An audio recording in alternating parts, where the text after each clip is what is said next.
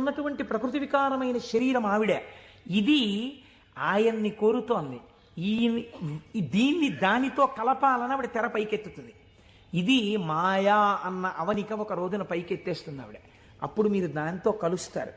ఇది జీవితంలో అనుసంధాన ప్రక్రియగా వెళ్ళవలసినటువంటి మహేశ్వర స్వరూపం. అంతేకాని మహేశ్వర స్వరూపం అనగా ఏదో దేవతలందరి చేత పూజింపబడువాడు, నేను దాన్ని దోషం అంటలేదు, నేను తప్పంటలేదు. కానీ మీరు అలా అనుసంధానం చేసుకుంటే అది భక్తికి బాగా పనికొస్తుంది. అందులో నేను ఎంత మాత్రము దోషమెంచను. కానీ మీకు ఇది నిత్య జీవితమునందు అలవాటులోకి తెచ్చుకోవలసినటువంటి ప్రక్రియ. మీరు ఇలా దర్శనం చేస్తూ వెళుతున్నారనుకోండి, మీ లయ పరమశివుడు. మీరు ఇప్పటిదాకా ఎవరితో కలిసి ఉన్నారు అని అడిగారనుకోండి, నిద్ర లేవగానే మీరు ధైర్యంగా చెప్పగలగాలి, నేను ఇప్పటి వరకు కైలాసమునందు పార్వతీ పరమేశ్వరులతో కలిసి ఉన్నాను. అది నా నిద్ర. ఎందుచేత? నా నిద్రని నేను అలా స్వీకరించాను. పడుకోబోయే ముందు నేను లేచినప్పుడు నేను చతుర్ముఖ బ్రహ్మ దర్శనము చేత సృష్టికర్త దర్శనమే నా యొక్క మేల్కొనుట. నా పూజామందిర ప్రవేశము స్థితికర్త యొక్క ప్రార్థన. నా నిన్నటి రోజు సృష్టికర్త స్థితికర్త ప్రళయకర్తల యొక్క సమాహారము మహేశ్వర స్వరూపముగా నా చేత ఉపాసన చేయబడిన కాలము. కనుక నేనెవరినయ్యాను? మహేశ్వరోపాసన చేత నేను ఒక మహేశ్వరుడనైనాను. ఇది మీ జీవితమునందు రావలసిన ప్రక్రియ. ఇలా చెయ్యగా చెయ్యగా చెయ్యగా చెయ్యగా భ్రమరకీటక న్యాయంలో ఒకనాడు మీరు ఆ స్వరూపాన్ని పొందుతారు. ఇలా కాకుండా వేరొక రకమైనటువంటి ఆలోచనతో జీవితం వెళ్ళిందనుకోండి, వ్యగ్రతతో, అసలు మీరు ఆత్మలోంచి విడిపడడంలో మీకు కృతజ్ఞతాభావం లేదు. ఆ నిద్ర పట్టింది, లేవడం దేనికోసం? న్యూస్ పేపర్ కోసం. న్యూస్ పేపర్ తీస్తే ఏముంటుంది? న్యూస్ పేపర్కి ఎప్పుడు ఏం కావాలంటే మళ్ళీ రేపు కూడా మీరు 3 రూపాయలు ఇచ్చి కొనుక్కోవడానికి తగినటువంటి ఉద్వేగమును మీ యందు కల్పింపగలిగినటువంటి ప్రధానమైన వార్తని హెడ్లైన్స్గా వెయ్యాలి. అది పేపర్ టెక్నిక్. అంతేగాని మీ మనస్సుకి ఉల్లాసమును కల్పించేటటువంటి ఒక సాత్వికమైన విషయాన్ని తీసుకొచ్చి హెడ్లైన్స్గా వాళ్ళు ఎందుకు వేస్తారు? పేపర్ని కూడా మీరు దోషం పట్టకూడదు. అది వాళ్ళ యొక్క జీవన విధానం, అది పేపర్ యొక్క లక్షణం. అందరూ అలా కోరుకుంటున్నారు. కాబట్టి అందులో ఉద్వేగం ఉండి తీరుతుంది. ఉద్వేగము ఉండి తీరుతున్న విషయాన్ని నువ్వు ముందెళ్ళి పట్టేసుకుని పూజామందిరంలోకి వెళ్ళారనుకోండి, ఇప్పుడు మీ మనస్సు ఏమవుతుందంటే ఈ ఉద్వేగపూరితమైన విషయాన్ని మనస్సు పట్టుకుంది కాబట్టి దాన్ని పట్టుకు తిరుగుతుంటుంది. ఇక్కడ ఓం కేశవాయ స్వాహ, ఓం నారాయణాయ స్వాహ, ఓం మాధవాయ స్వాహ అంటుంటాడు. కానీ చూసా అక్కడ ఎలా అయిందో, ఎలా దెబ్బలాడుతున్నారు, ఏమిటో ఈ లోకం. ఇంకెందుకు పూజ అంటే పట్టుకోకూడని వస్తువును ముందు పట్టుకుని నువ్వు ప్రారంభం చేశావు. మనస్సు చించలమైంది. దానికి సాత్విక భావనతో ప్రారంభం చెయ్యాలి. పరమ సత్వగుణ ప్రధానుడై స్థితికారకుడై మీ మనస్సుని ఆహ్లాదపూరితముగా ఉంచి ఈశ్వరాభిముఖం చేయగలిగిన శక్తి విష్ణు శక్తి. అందుకని విష్ణునామంతో రోజు ప్రారంభం కావాలి. కనుక ఇది మీరు నిత్య జీవితంలోకి మహేశ్వర స్వరూపాన్ని తెచ్చుకోవలసినటువంటి విధానం. ఇప్పుడు ఈ మహేశ్వరుడు మీరు మామూలుగా వాంగ్మయ రీత్యా చూసినప్పుడు ఈయన నియంత నియంత అన్న మాట నేను తేలికగా ఎందుకు వాడేశానో తెలుసా అండి? అది పౌరాణికమైన భాషలో వాడబడిన మాట కాదు. నువ్వు ఇలా ఎందుకు చేశావు అని వేరొకరు అడగలేనివాడు. ఈ ఈశ్వరుడు యొక్క స్థితి ఎలా ఉంటుందంటే, అసలు మీరు అలా అడగడానికి వస్తువును ఆయన మీకు దూరం చెయ్యాలి, మీ చేత ఏడిపించాలి. అది ఆయన తప్ప ఒప్ప? మీరు చేసిన పాపపుణ్యాలను ఆయన లెక్క రాసుకున్నాడు. నాకు వద్దు అంటే, నాకు దుఃఖం వద్దంటే చెయ్యకు పాపం. దుఃఖం వద్దనుకుంటే పాపం చెయ్యకు. ఈశ్వరుడు నీకు పుణ్యమే చేస్తే నీకు సుఖమే ఇవ్వడానికి ఆయన సిద్ధంగా ఉన్నాడు. నువ్వు బురదగుంటలో పడుకుని నాకు పన్నీటి వాసనలు కొట్టాలి నా శరీరం అంటే ఎందుకు కొడుతుంది? ఎలా కొడుతుంది? నువ్వు ఏం చేశావో దాని ఫలితాన్ని నువ్వు పొందుతుంటావు.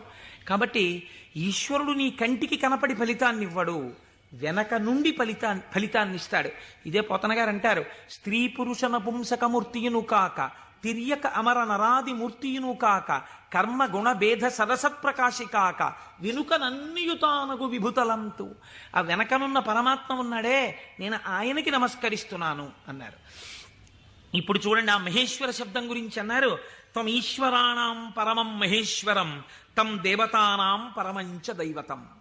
దేవతలందరూ కూడా ఎవరిని ప్రార్థన చేసి నమస్కరిస్తారో, సర్వ జగత్తుని ఎవడు నియమించి పోషించి రక్షించుతున్నాడో, ఎవడు దీనిని నిలబెడుతున్నాడో, ఎవడు తనలోకి తీసేసుకుంటున్నాడో వాడే మహేశ్వరుడు. వాడు సర్వజగన్నియామకుడు, వాడు పరబ్రహ్మమై ఉన్నాడు. ఇటువంటి పరబ్రహ్మము నీకెక్కడ దర్శనమవుతుంది అని అడిగారు. చూడవచ్చా? నాకు ఎప్పుడైనా ఇలాంటి వాడిని ఒకసారి చూడాలనిపించింది అంటే శాస్త్రం అంది, మహేశ్వర దర్శనము చెయ్యడానికి మహేశ్వర దర్శనము చెయ్యాలన్న తాపత్రయము నీకు కలగాలి.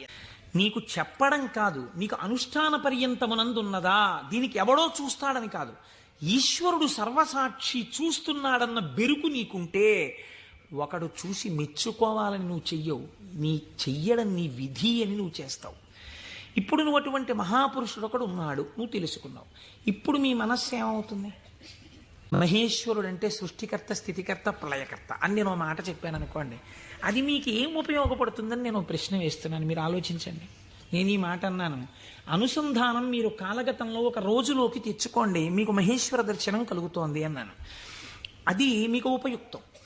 ఈశ్వరుణ్ణి చూడాలన్న ఉత్సాహం మీకు ఇక్కడ కలగాలంటే మీరు ఏం చేస్తే కలగదండి. నేను ఒక్క ఉదాహరణ చెప్తాను. నేను పూజ చేసుకోవడానికి కూర్చున్నాను అనుకోండి, ఓ బంతి పువ్వు చేత్తో పట్టుకున్నాను అనుకోండి. బంతి పువ్వు అన్న మాట ఎందుకు వాడానంటే చాలా తేలిగ్గా దొరికే పువ్వు, ₹1 ఇస్తే ఇన్ని పూలు ఇస్తారు. ఓ బంతి పువ్వు ఇలా పట్టుకున్నాను అనుకోండి, మీరు ఎప్పుడైనా చూడండి పువ్వు పైన వాసన వస్తుంది, బంతి పువ్వు యొక్క కాడ తుంపండిలాగా మంచి సువాసన వస్తుంది, కాడ తుంపితే సువాసన వస్తుంది. ఈశ్వర ఏమీ అమరిక, ఒక గొట్టం మీద ఇదే రంగు రేకులు ఇలా ఇలా ఇలా ఇలా ఇలా ఇంత మొగ్గని అందులో ఇన్ని దాచి అలా విచ్చుకునేటట్టు చేసి ఇంత అమరికగా ఇలా ఉండి వాటి మీద మళ్ళీ ఓ వరస, వాటి మీద ఓ వరస, వాటి మీద ఓ వరస, మధ్యలో ఓ 5, ఇంత అందంగా తయారు చేసిన శిల్పి ఎవడు? ఎక్కడున్నాడు ఈ శిల్పి? ఈ పువ్వు నేను పూజామందిరంలో భగవంతుడి పాదముల దగ్గర వేసి రేపిలా తీస్తే కాడ పట్టుకుంటే ముందు రోజు పైకి లేచిన పువ్వు ఇవాళ కాడ పట్టుకుంటే ఇలా ఒరిగిపోయింది. ఈశ్వరుడి పాదాల మీద ఒరిగిపోవడం ఓ రోజంతా ఉండి నేర్చేసుకుని ఒరిగిపోతుంది. ఇప్పుడు అంత గుబాళింపు లేదు, అంత వాసన లేదు, ఆ రేకులన్నీ ఇలా ఒరిగిపోతున్నాయి. ఇంకొంచెం ముట్టుకుంటే దుర్గంధం వచ్చి చెమాయింపు వచ్చింది. ఎవరసలు దీన్ని ఇలా ఆ బంతి మొక్కలోంచి దీన్ని తెచ్చినవాడు, ఇంత విచ్చుకునేట్టు చేసినవాడు, ఇది ఇలా ఒడిలిపోయేట్టు చేసినవాడు ఎక్కడున్నాడు అని మీకు అనుమానం వచ్చింది అనుకోండి, అప్పుడు మీ పూజ ఆర్తితో ఉంటుంది. వాడే అటువంటి వాడై ఉన్నాడు. వాడు ఈ జగత్తునంతటినీ ఇలాగే సృష్టించి నిర్వహించి లయింపచేస్తున్నాడు. వాడే నా ఆరాధ్య దైవం, అడిగో పూజామందిరంలో అని మీరు ఓం నిధనపతయే నమః అని పువ్వేయండి. రమించిపోయింది మీ హృదయం. ఇది మహేశ్వర దర్శనము.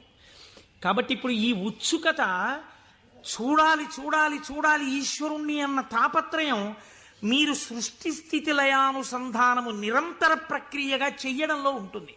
ఈ చెయ్యడంగా ఉంటే ఈశ్వరుడు ఎవడు? ఇప్పుడు మీరు తెలుసుకున్నారనుకోండి మహేశ్వరుడు ఏం చేస్తుంటాడో, ఇది తెలుసుకోవడం వల్ల మీకు ఆనందం కలుగుతుంది. ఇప్పుడు ఆయన సర్వజ్ఞత, తృప్తి, అనాదిబోధ, స్వతంత్రత, నిత్యమలుప్త శక్తి, అనంత శక్తిశ్చ విభోర్విధిజ్ఞా షడాహురంగాని మహేశ్వరస్య అంది శాస్త్రం. ఆయన సర్వజ్ఞత. నేను ఇక్కడ కూర్చుని అనుకోండి, నేను ఈ సభలో జరుగుతున్న విషయాన్ని పసిగట్టగలను. అసలు అది కూడా ఒక్కొక్కసారి జరగదు. ఎందుచేత అంటే నేను ఒక్కొక్కసారి అడిగినటువంటి ప్రశ్న కొంతమందికి ఈయన నిజంగానే అడుగుతున్నాడా అనిపించవచ్చు. ఎందుచేత అంటే మీరు నిన్నను కోటేశ్వరారు నిన్న ఉపన్యాసానికి వచ్చాను, నిన్న మీరు వచ్చారా అంటే అదేమిటి మీ ఎదురుగుండానే కదండి కూర్చున్నాం అంటారు. నాకు స్ఫురణలోకి వెళ్ళదు. ఎందుకు వెళ్ళదు అంటే నేను ఒక విషయాన్ని ప్రతిపాదన చేస్తున్నప్పుడు నా మనస్సు అసలు ఆ విషయం మీద రమిస్తే కదా అది వాక్కులుగా బయటికి వచ్చేది. నా మనసే రమించలేదనుకోండి, నా మనస్సు లోపల దర్శనం చేయట్లేదనుకోండి, మీకు వాక్కులుగా ఎలా వస్తుంది నా నోటి నుంచి? నా మనస్సు అక్కడ ఉండిపోయినప్పుడు నా కన్నులు ఇలా తిరిగినా ఏవో కళ్ళంలోంచి మనసులో కెడతాయి. కానీ ఇవన్నింటినీ మనసు పట్టుకుంటోందని మీరు అనుకుంటున్నారా? పట్టుకోవట్లేదు. ఎందుకనంటే ఆ మనసు వేరొక వస్తువును పట్టుకుని ఉంది. దానికోసం ఉపన్యాసం చెప్పడం, ఇంకో ప్రయోజనం కోసం కాదు. ఇలా కూర్చుంటే కాసేపు పట్టుకుంటుంది ఆ వస్తువునని. కాబట్టి ఇప్పుడు అది పట్టుకుని ఉంది, కాబట్టి ఇది పట్టుకోదు, ఇది వదిలిపెట్టేసింది. కాబట్టి కన్ను చూసినా మనస్సు పట్టుకోకుండా వదిలిపెడుతోంది. అలా మీకు నా యొక్క సర్వజ్ఞత యందు ఒక పరిధి ఉంది. నేను ఇక్కడే ఉన్నా నాకు కొన్ని తెలియవు. ఈశ్వరుడు అలా కాదు. మహేశ్వరుడంటే సమస్త ప్రాణుల యొక్క హృదయగతమైన అభిప్రాయములను కూడా తెలుసుకోగలడు. మీరు బాగా గుర్తుపెట్టుకోండి. మీరు చేస్తున్న పూజని చూసి నేను పూజ చేసుకుంటున్నాను అనుకోండి, ఉదాహరణ, వేరొకరి మీద ఎందుకు పెట్టాలి? నేను పరమ డాంబికంగా ఇన్ని పువ్వులు పెట్టుకుని ఓం నిధనపతయే నమః, ఓం నిధనపతాంతికాయ నమః, ఓం ఊర్ధ్వాయ నమః, ఓం ఊర్ధ్వలింగాయ నమః అన్న పూజామందిరంలో కూర్చుని పుష్పార్చన చేస్తున్నాను అనుకోండి. మీరు కోటేశ్వరరావు గారు ఉన్నారా అండి అని హాల్లోకి వచ్చి కూర్చున్నారనుకోండి.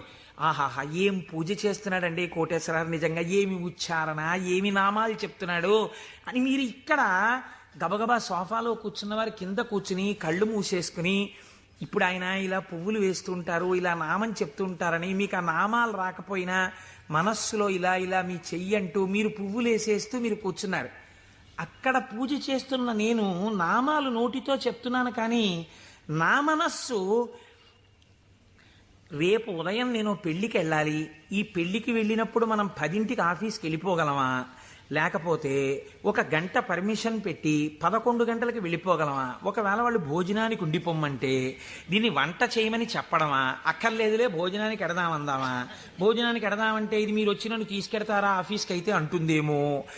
ఇప్పుడు ఎక్కడున్నాను నేను వాళ్ళ ఇంట్లో పెట్టే భోజనం దగ్గర ఉన్నాను.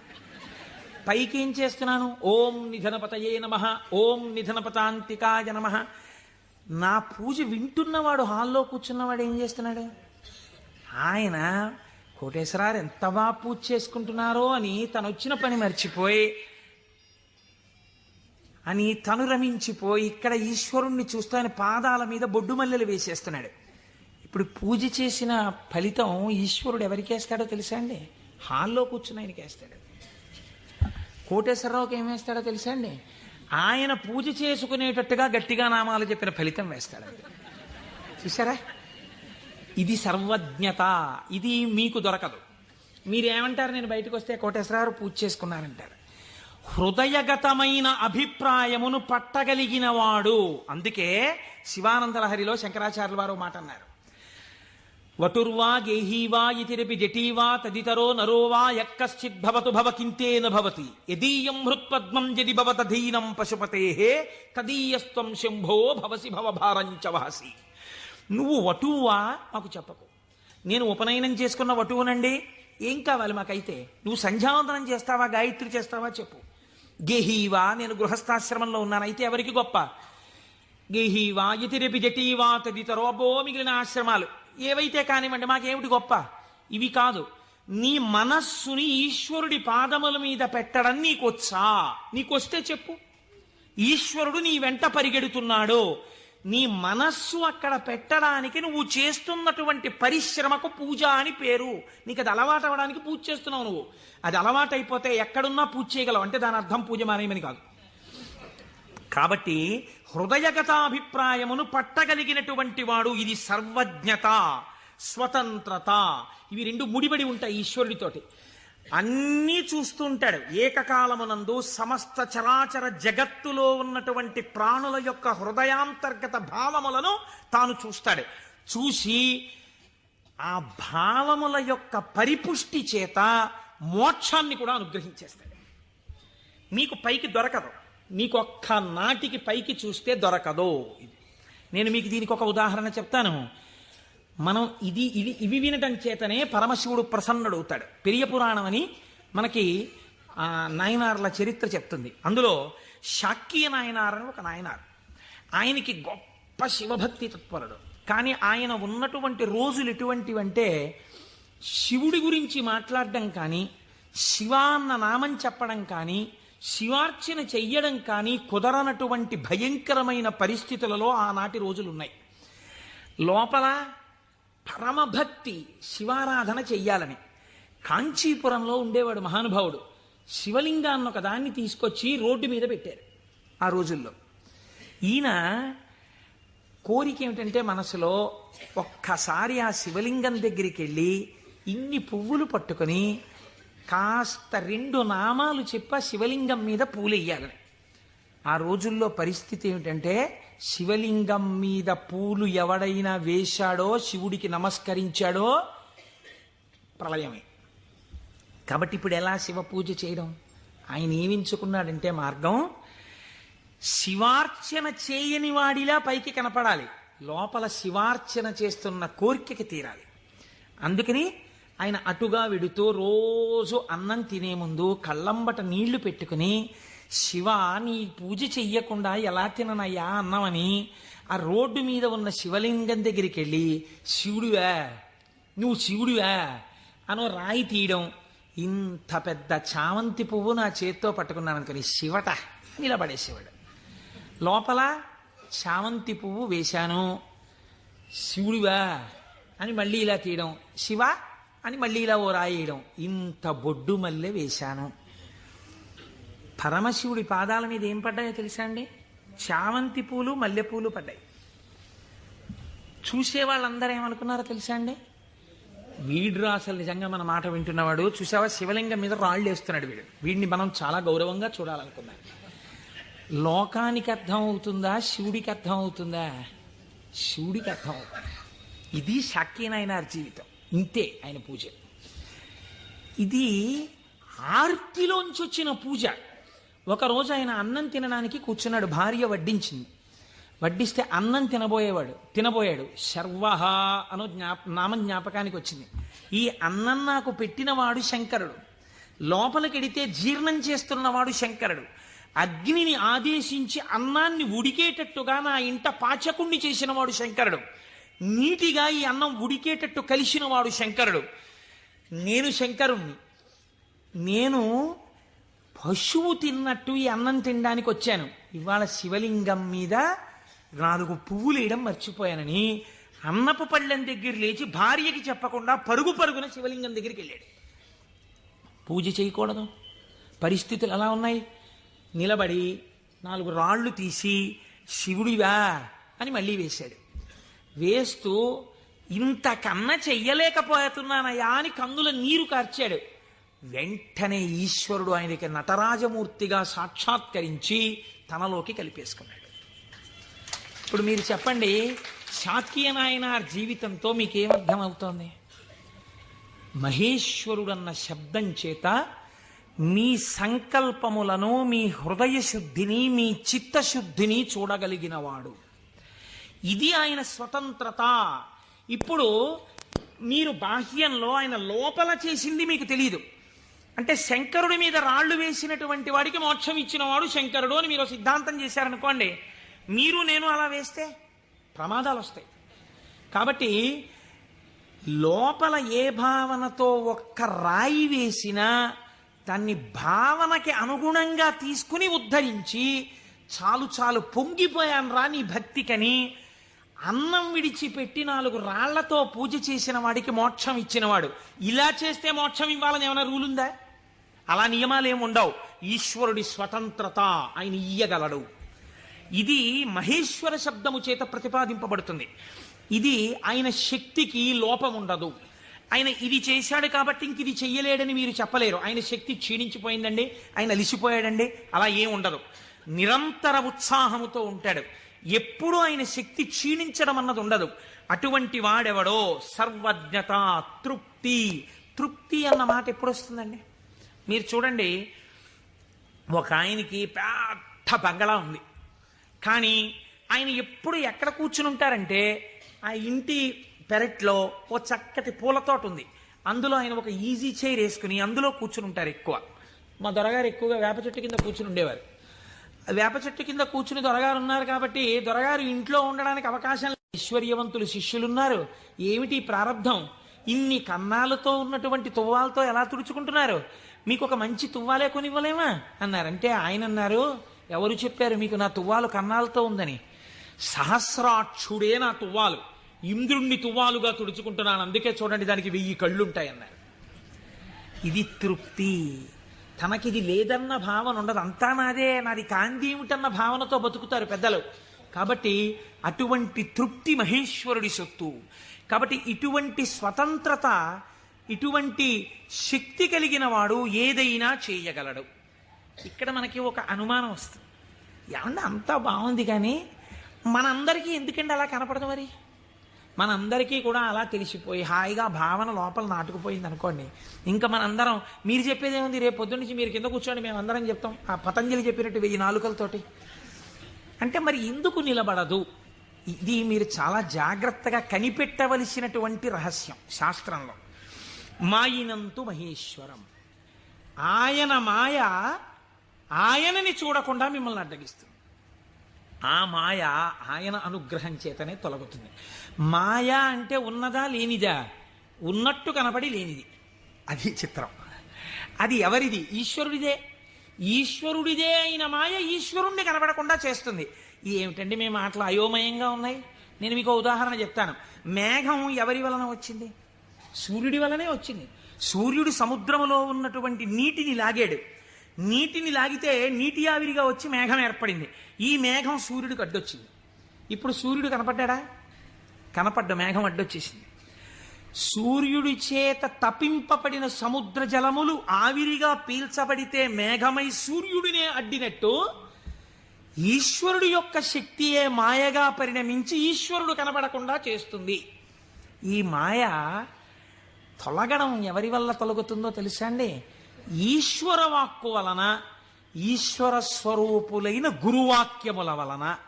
నిరంతర గురువాక్య శ్రవణమే మాయ తొలగుటకు సాధనము. అందుకే గురువు లేని విద్య గుడ్డి విద్య. ఆ గురువు అనుగ్రహం ఉంటే తప్ప మాయ తొలగదు.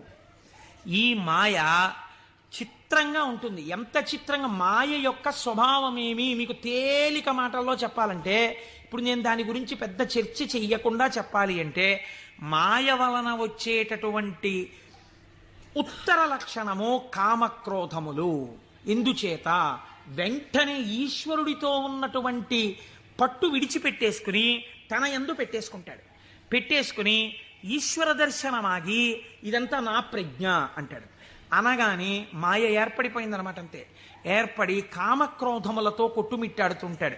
మీరు ఒక్క విషయం, నేనిప్పుడు ఒక విషయాన్ని చెప్పబోయే ముందు నేనిప్పుడు శివమహాపురాణంలోంచి ఒక ఆఖ్యానాన్ని అనుసంధానం చేయబోతున్నాను.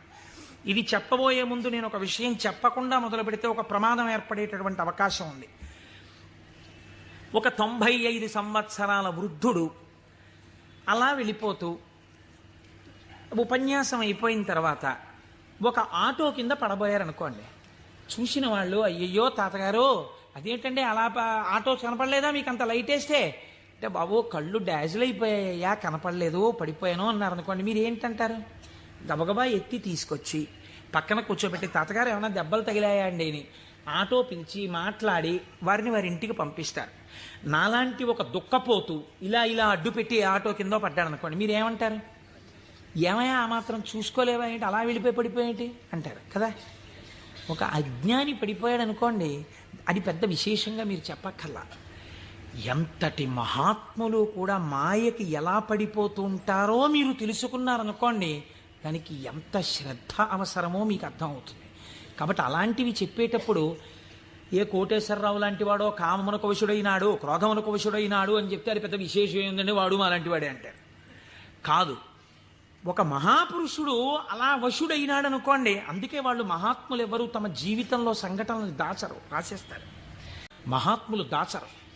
కనుక చూడండి, శివమహాపురాణం మీకు ఈ జ్ఞానాన్ని ఉపదేశించడానికి ఒక అద్భుతమైన ఘట్టాన్ని తీసుకొచ్చి బోధ చేసేటటువంటి ప్రయత్నాన్ని ప్రారంభం చేస్తోంది. ఒకానొక సమయంలో నారద మహర్షి హిమవత్ పర్వతము యొక్క క్రింది భాగమునందు గంగానది ప్రవహించేటటువంటి ప్రాంతంలో పరమశివుడు ఎక్కడ కూర్చుని తపస్సు చేశాడో అటువంటి గుహలో కూర్చుని పరబ్రహ్మమును గూర్చి తపస్సు చేశాడు. తపస్సు చేస్తున్నప్పుడు ఇంద్రుడు మన్మధుణ్ణి పిలిచి ఒక మాట చెప్పాడు.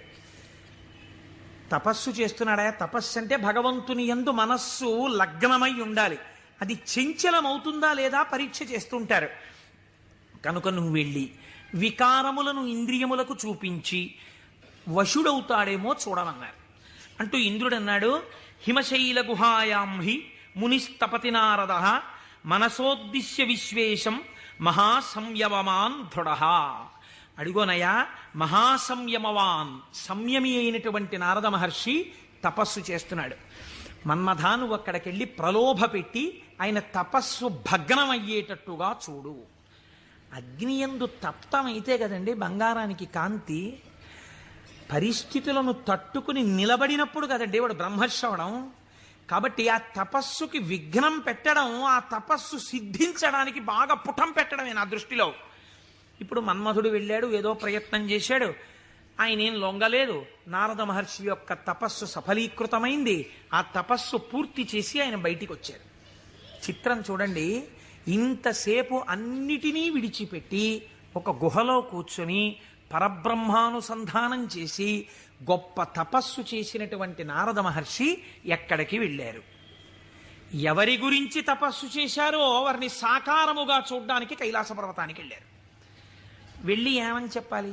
ఈశ్వర, మీ అనుగ్రహం నా చేత తపింపచేసి తపస్సునందు నాకు సాక్షాత్కరించి నాకు జ్ఞానభిక్ష పెట్టారని చెప్పాలి.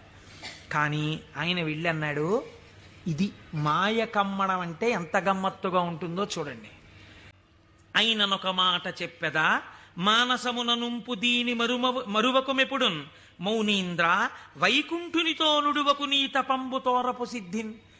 నాకు చెప్పావు కదా నేను కాముణ్ణి గెలిచానని, నీకు అలవాటు కదా వైకుంఠానికి కూడా వెళ్ళి నారాయణ దర్శనం చేస్తావు, ఉన్నది ఒక్కటే పరబ్రహ్మమైన అన్ని రూపాలుగా చూడడంలో నీకు ఆనందం, అక్కడ మాత్రం ఇలా చెప్పకే, నా దగ్గర చెప్తే చెప్పావు అన్నారు. ఏదో ఇలాగే చెప్తాడు ఈ పెద్ద ఆయన, ఏడు పెద్ద పట్టించుకునేది అనుకున్నాడు. గురువుల మాట తిరస్కరించడం అంటే ఇదే. అనుష్ఠానములోకి రాని విద్య, అది శ్రవణమునకు పనికొస్తుంది అంతే, సినిమా కథల ఎందుకది అనుష్ఠానంలో పెట్టినప్పుడు ఎందుకు ఇంకా వేదాంత విద్య? ఇప్పుడు ఆయన బయలుదేరి ఎవరి దగ్గరికి వెళ్ళాడు? ఈయన దగ్గర నుంచి ఆయన దగ్గరికి వెళ్ళేటప్పుడు మధ్యలో తండ్రి గారు సృష్టికర్త దగ్గరికి వెళ్ళాడు. ఎవరు అసలు కాముణ్ణి గెలిచాడో ఆయన దగ్గరికి వెళ్ళి నీతో నేను ఈక్వల్ స్టేటస్ పొందానని చెప్పడం సంతోషం. అందులో ముందు శివుడి దగ్గరికి వెళ్ళాడు, తర్వాత నాన్నగారికి చెప్దాను లేని తండ్రి గారి దగ్గరికి వెళ్ళాడు. ఈ మాట నువ్వు శ్రీమన్నారాయణుడికి చెప్పకేం వైకుంఠంలో అన్నదాన్ని అసలు లక్ష్యమే పెట్టలేదు. అందుకని బ్రహ్మగారి దగ్గరికి వెళ్ళి ఈ మాట అడగలేదు. ఎందుకండి శివుడు ఇలా అన్నాడు అని అడగలేదు. అడగకుండా వెళ్ళి మళ్ళీ ఇదే చెప్పాడు బ్రహ్మగారి దగ్గర. నాన్నగారు నేను తపస్సు చేశానండి, మన్మధుడు వచ్చి బాణాలు వేశాడండి, అయినా నేను చెల్లించలేదండి, కాముణ్ణి గెలిచాను, తపస్సు యందు సిద్ధిని పొందాను అన్నాడు. అంటే బ్రహ్మగారు అన్నాడు, ఊరే నాన్న అలా అనకూడదురా, నేను నీకో మాట చెప్తాను విను. మున్నట శంకరుండు తపముల్ ఒనరించుచున్న మన్మధుండన్నిటలాక్షు గెల్వచని అంతము చెందే తదీయదేవి ఆ పన్నగ భూషణం కొలిచి భర్తననుంగునిగాగనుందే ఆ పుణ్యపు భూమి శాంకర విభూతి జయించితి నీవు కాముని. నువ్వు ఎక్కడ కూర్చుని తపస్సు చేశావో అక్కడ ఇతపూర్వం పరమశివుడు కూర్చుని తపస్సు చేశాడు. అక్కడికి మన్మధుడు వస్తే ఆయన తన మూడవ కంటి మంట చేత మన్మధుణ్ణి కాల్చేశాడు.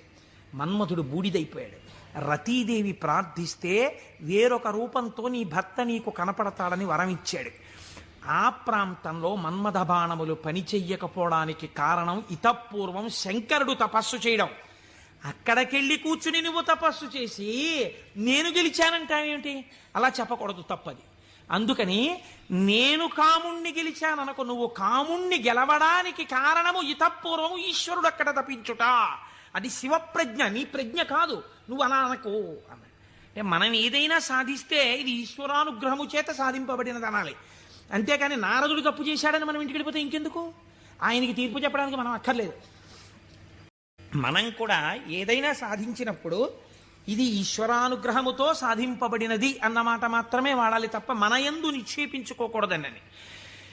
బ్రహ్మగారు ఈ మాట చెప్తే ఏమిటో నాన్నగారు కూడా ఇలాంటి మాటలన్నీ చెప్తారు, శంకరుడు తపస్సు చేస్తే మాత్రం నా మీద బాణాలు ఇస్తే నేను తట్టుకున్నానా లేదా? ఆయన చెప్పద్దని చెప్పాడు, విష్ణుమూర్తికి చెప్పక ఈ మాట అన్నాడు. ఎందుకని మీరు బాగా గుర్తించాలి. శాంభవీ మాయ, వైష్ణవ మాయ అని రెండు మాటలు వాడతారు. పరమశివుడి భార్యగా శాంభవి ఏ మాయ స్వరూపంలో ఉంటుందో అదే వైష్ణవ మాయగా ఉంటుంది పురుష స్వరూపంతో ఉంటే. నువ్వు ఈ మాటలు చెప్తే నీకు బాగా అనుభవంలోకి వచ్చేటట్టు ఒకసారి దింపి పైకెత్తుతాడు, బాగా అనుభవంలోకి వస్తుంది, కొత్త కథ వస్తుంది. ఎందుకు వచ్చింది అక్కడ చెప్పకని చెప్పాడు ఆయన. పెద్ద బుద్ధితో చెప్పాడు, వినాలి కదా ఆయనకి మాయలో దిగి ఓసారి తొట్టు పడ్డమే బాగా నచ్చింది. మన బుద్ధి. నారదుడి మీద పెట్టి చెప్పకూడదు, ఆయన మహానుభావుడు. నారదుడంటేనే జ్ఞానం, అంతటి వాడికి తప్పలేదు మాయ. ఇప్పుడు ఆయన వైకుంఠానికి వెళ్ళాడు. వైకుంఠానికి వెళ్ళి గబగబా ఎదురొచ్చి, ఏమిటి నారదా ఈ మధ్య కనపట్టలేదు అని ఎదురొచ్చాడు నారాయణుడు. ఎదురొస్తే, ఏం చెప్పమంటారు స్వామి, నేను తపస్సు చేశాను, మన్మధుడు వచ్చి నా మీద బాణాలు వేశాడు, నేను చెల్లించలేదు, నేను తపస్సునందు సిద్ధి పొందానన్నాడు. అయిపోయింది, చెప్పద్దన్న చోట చెప్పేశాడు. అనకరా అన్న మాట అనేశాడు. ఏమొచ్చింది ఇప్పుడు దానివల్ల? నేను వెంకటాచలంలో దర్శనం 3 మాటలు చేశానండి, ఈ లైన్లోంచి వెళ్తున్నప్పుడు బయటికి వచ్చేసే లైన్లోంచి లోపలికి పంపించే లైన్లోకి దూరిపోయి 2 మాటలు దర్శనం చేసుకున్నాను అన్నారనుకోండి. అది పాపమా పుణ్యమా మీరు ఆలోచించండి. ఈశ్వరుణ్ణి దొంగచాటుగా మీకు ఆ టిక్కెట్టు మీద ఒక్కసారి చూసిరా, మీకు ఎంత దర్శనం లభ్యమైతే కోట్ల జన్మలు తపించిన వాళ్ళకి దొరకని ఈశ్వరుడు నాకు ఈ మాత్రం లభించాడని సంతోషంగా బయటకు వస్తే కృతార్థత. దొంగతనంగా దూరిపోయి 2వ మాట వెళ్ళొస్తే నాకు మీకు తెలియదేమో, ఈశ్వరుడికి తెలియదండి, వెంకటేశ్వరుడికి. అంటే దొంగతనంగా 2వ మాట వచ్చావా నన్ను చూడ్డానికి అని దానికి తగిన ఫలితం ఆయన ఇస్తే ఏమవుతావు? ఎందుకు వచ్చినల్లది? ఇవే అక్కర్లేని పనులు, చెయ్యొద్దన్న పనులు చేయడం అంటే ఇలాగే ఉంటాయి. కాబట్టి ఆయనకి చెప్తే ఆయన వెంటనే అన్నాడు, అబ్బబ్బబ్బబ్బ ఎంత గొప్ప పనో, ఏది మళ్ళీ చెప్పు. నేనండి తపస్సు చేసి మన్మథ బాణాలు పడితే లొంగకుండా సిద్ధి పొందాను. అబ్బా ఎంత గొప్ప విషయమయ్యా నారదా, ఎంత సంతోషంగా ఉందో నాకు. ఎవరు చేయగలరాయా ఈ పని? శివుడు చేశాడు, నువ్వు చేశావు. ఆయనకి అర్థమైపోయింది. ఓహో, అంటే ఇప్పుడు ఈయనకి బాగా పుటం పెట్టి జ్ఞానము లోపల నిలబడేటట్టుగా చెయ్యవలసిన అవసరం ఏర్పడింది. అంతేకాని ఆయన్ని చిన్నబుచ్చడం కాదు, తొట్టుపడకుండా నిలబెట్టాలి మనం అయితే ఇప్పుడు. కాబట్టి చాలా సంతోషమోయ్ అని కౌగిలించుకుని వెళ్ళిరా అన్నాడు. ఇప్పుడు మాయ ప్రారంభం అయిపోయినట్టే కదండి, అది నడిపిస్తుంది ఎటు వెళ్ళాలో. ఈయన బయలుదేరి వెడుతున్నాడు. వెడుతూ వెడుతూ ఒక రాజ్యంలోకి వెళ్ళాడు. ఆ రాజ్యాన్ని పరిపాలించేటటువంటి రాజు పేరు శీలనిధి, ఆయన కుమార్తె పేరు శ్రీమతి. వెళ్ళి ఆ శీలనిధి అనబడేటటువంటి రాజు యొక్క అంతఃపురంలోకి వెళ్ళాడు. మహానుభావుడు నారదుడు వచ్చాడన్నాడు, స్వాగతం చెప్పారు, పాదములు కడిగారు, తీసుకొచ్చారు, కూర్చోపెట్టారు. వాళ్ళ అమ్మాయిని తీసుకొచ్చారు. అమ్మాయినికి నమస్కారం చెయ్యమ్మా అన్నారు. ఆ పిల్ల నమస్కారం చేసింది. మా పిల్లకి ఎటువంటి వరుడు వస్తాడో చెప్పండి అన్నారు. ఆ పిల్ల యొక్క చెయ్యి చూసి త్రికాలవేది నారదుడంటే తెలియందేముందండి. ఆయన అన్నాడు, లక్ష్మీదేవికి భర్త ఎవడో, ఎవడు సర్వవ్యాపకుడో, ఎవడు నిరంతరము లోకము చేత పూజింపబడుతుంటాడో, ఎవడు మహానుభావుడో అటువంటి శ్రీ మహావిష్ణువుకు ఈమె ఇల్లాలవుతుంది అన్నాడు. అక్కడ వరకు బాగా చెప్పాడు. కానీ ఆమెని చూడగానే కామాన్ని కదా గెలిచానన్నాడు. ఈవిడ నా ఇల్లాలైతే ఎంత బాగుండో అనిపించింది. కానీ ఆవిడ జాతకంలో ఏముంది? శ్రీ మహావిష్ణువు భర్త అవుతారని ఉంది. ఈ అమ్మాయికి పెళ్లి ఎలా చేద్దాం అనుకుంటున్నావు అని అడిగాడు. రేపు స్వయంవరం పెట్టామండి, స్వయంవరంలో ఈమె వరమాల వేస్తుంది అంటే విష్ణువు సాకారుడై వస్తాడు ఈ సభలోకి. ఇప్పుడు మళ్ళీ వెనక్కి తిరిగి వైకుంఠానికి వెళ్ళాడు. వెళ్ళి, అయ్యా ఎవరికైనా చెప్పుకుంటే కొంచెం సిగ్గుచేటుగా ఉంటుంది, నా మనస్సు ఆ శ్రీమతిని పెళ్లి చేసుకోవాలి అని ఉవ్విళ్ళు ఉరిపోతోంది, ఆమె నాకు దక్కకపోతే మన్మథబాణముల చేత చచ్చిపోతాను. ఎవరండి ఇంతకు ముందు వచ్చి చెప్పినప్పుడు ఏం చెప్పాడు? మన్మథబాణములను గెలిచి తపస్సునందు సిద్ధి పొందానని చెప్పినవాడు వెనక్కి తిరిగి వెంటనే వచ్చి చెప్తున్నాడు ఇది మాయా అంటే. చూడండి, ఆమె నా ఇల్లాలు కాకపోతే నేను మన్మథబాణములకు చచ్చిపోతాను, నన్ను బతికించవయ్యా, నేను బతకాలంటే నీ రూపం నాకు రావాలి, నీ రూపం నాకు వస్తే ఆమె నా మెళ్ళలో మాల వేస్తుంది, అప్పుడు పెళ్లి చేసుకుంటాను, అందుకని నీ రూపం నాకు ఇవ్వా అని అడిగాడు. అడిగితే ఆయన మహానుభావుడు శ్రీ మహావిష్ణువు, ఆయన ఎంత చమత్కారం చేశాడో చూడండి. హరియొసగెన్మునికి మనోహరమగు తన మేని రూపు నర్రు వరుకు బైహరి శిరసున్ కూరిచే, ఇది అరయక ముని కూరుచుండె అచట మురియుచున్. హరి శరీరాన్ని ఇచ్చాడు, హరిశిరస్సుని ఇచ్చాడు. హరి అంటే 2 అర్థాలు. హరి అంటే పాపములను హరించే శ్రీ మహావిష్ణువు, హరి అంటే కోతి. హరి శరీరాన్ని కింద వరకు ఇచ్చాడు, కోతి తలకాయని పైనిచ్చాడు. నువ్వు హరి రూపాన్ని కదా అడిగావు, హరి రూపాన్ని ఇచ్చానన్నాడు. మాట తప్పనట్టు. ఆయన ఎంత తెలివైనవాడో చూడండి. ఈయనకేం కనపడుతుంది? ఇలా చూసుకున్నాడు. శ్రీ మహావిష్ణువు చేతులు, శ్రీ మహావిష్ణువు రంగు, శ్రీ మహావిష్ణువు కౌస్తుభం, ఆ వనమాల, ఆ పట్టుపంచ, ఆ కుర్చీళ్ళు అన్నీ శ్రీ మహావిష్ణువు. తన ముఖం తనకు కనపడదుగా. అద్దంలో చూసుకోవడానికి శ్రీమతి దగ్గరికి వెళ్ళిపోవాలి ముందు, స్వయంవరం అయిపోతే. అందుకని గబగబా వెళ్ళిపోయాడు. వెళ్ళిపోయి ఆ స్వయంవరంలో ఒక ఆసనం మీద కూర్చున్నాడు. ఇద్దరు రుద్రపార్షదులు అటు ఇటు కూర్చున్నారు. వాళ్ళు అన్నారు, వీడెవడరా శ్రీ మహావిష్ణువులా పంచకట్టుకున్నాడు, మాలలు వేసుకున్నాడు, ఇటు ఆ కౌస్తుభం పెట్టుకున్నట్టు అలా పెట్టుకున్నాడు, ఆ వనమాల వేసుకున్నట్టు వేసుకున్నాడు, పైన కోతి మొహం, వీడిని ఎవరు పెళ్లి చేసి ఎలా శ్రీమతి మాల వేస్తుంది, ఇటు ఇలా వచ్చాడేమిటి అంటున్నారు. ఆయనకి ఎంతసేపు యావని వినిపిస్తోందంటే నా మెళ్ళో మాల వేసేస్తుందని కుళ్ళిపోయి వీళ్ళు ఇలా అనుకుంటున్నాడు. ఆ శ్రీమతి దండ పట్టుకుని దగ్గరికి వచ్చింది. తీరా దండ పట్టుకుని దగ్గరికి వచ్చేటప్పటికి కాళిదాస మహాకవి వర్ణిస్తారులేండి.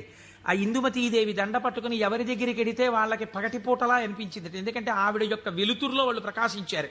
ఆ తర్వాత కొంచెం ముందుకెళ్ళేటప్పటికి ఆవిడ వెళ్ళిపోయింది, వీళ్ళు చీకట్లో ఉండిపోయేవారు. నాకు కొన్ని ఆశ్చర్యంగా ఉంటాయి. నేను ఇంట్లోకి వెళ్ళేటప్పటికి కరెంటు పై చీకటిగా ఉంది. మా అమ్మాయి ఒక ఛార్జింగ్ లైట్ పట్టుకుని వచ్చి ఆ వెలుతురులో, నాన్నగారండి మిమ్మల్ని నేను వెలుతురులోకి తీసుకొస్తున్నాను అంది. చాలా గొప్ప మాట అమ్మా అన్నాను. అంటే ద్వంద్వార్థములతో మాట్లాడింది. చాలా సంతోషం తల్లి, పోన్లే నా కూతురి చేత నేను వెలుగులోకి వచ్చినా చాలా గొప్పవాడినే కదా. అందుచేత ఆయన అలా ఆ శ్రీమతి దగ్గరికి వచ్చింది.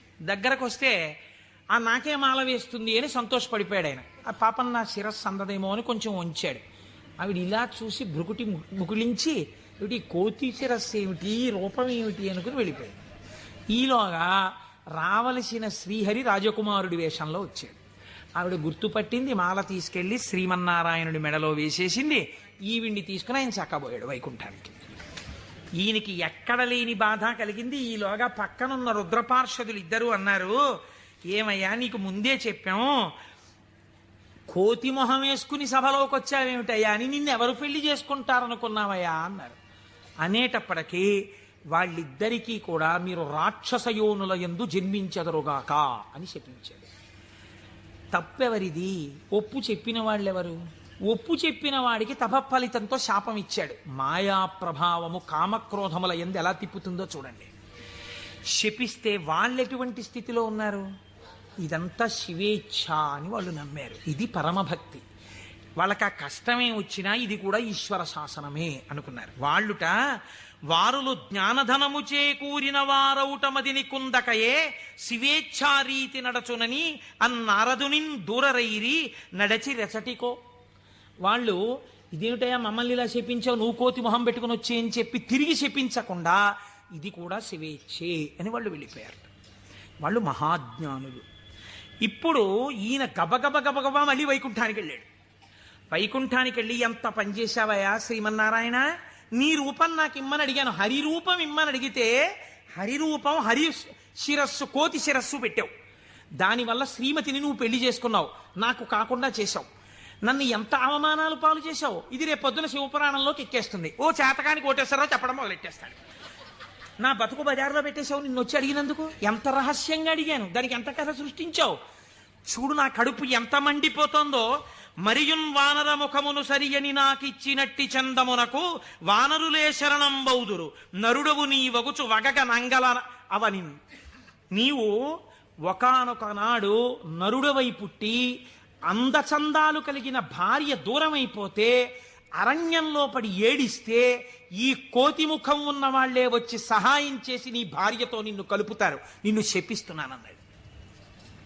మహానుభావుడు కనుక శ్రీమన్నారాయణుడు దాన్ని కూడా లోకానికి ధర్మ మార్గం నేర్పడానికి రామావతారమునందు సీతావియోగంగా తీసుకున్నారు.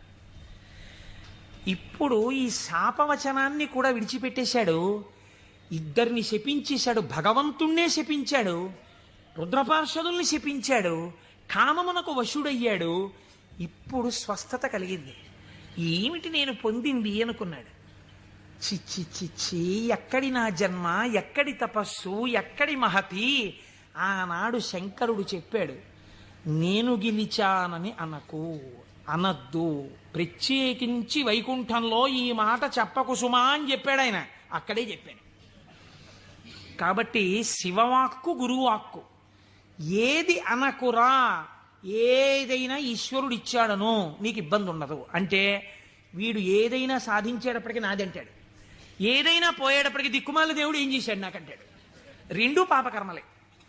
కాబట్టి ఇప్పుడు ఆ మాయ తొలగింది. ఇప్పుడు శ్రీమన్నారాయణుడి చూసి అన్నాడు, ఎట్లు మహాత్మా నిన్ను శపించిన దోషము నాకు బాయు, నీ వెట్లు భరించి యొందగల వీచెడు తాపసి ఏవయైన ఈ తిట్లు సహింపరానివిక, తీండ్రపుటల్కను ముక్క ముక్క యౌనట్లుగా నన్ను చెండదగు, అండజకేతన చక్రధారచేన్. యుక్తాయుక్త విచక్షణ మరిచి నేను మాట్లాడినటువంటి మాటలకి నా యొక్క నాలుకని ముక్కలు ముక్కలుగా కత్తిరించెయ్యాలి. ఎంత మాత్రము ఇంకా జాగు చెయ్యకుండా, మహానుభావ, అండచకేతన అంటే గుడ్డులోంచి పైకొచ్చినటువంటి గరుత్మంతుడు నీ యొక్క ధ్వజమునకు చిహ్నముగా కలిగినటువంటి వాడా, మహానుభావ నీ చక్రధారల చేత నా నాలుకని ముక్కలు ముక్కలుగా కత్తిరించేవయా, అప్పుడు కానీ నేను చేసిన పాపం పోదని కన్నీటి ధారలతో ఆయన పాదాల్ని అభిషేకించి ఆయన కాళ్ళ మీద పడ్డాడు. నారదుడు కాబట్టి అంత తొందరగా మళ్ళీ స్వస్థితిని పొందగలిగాడు.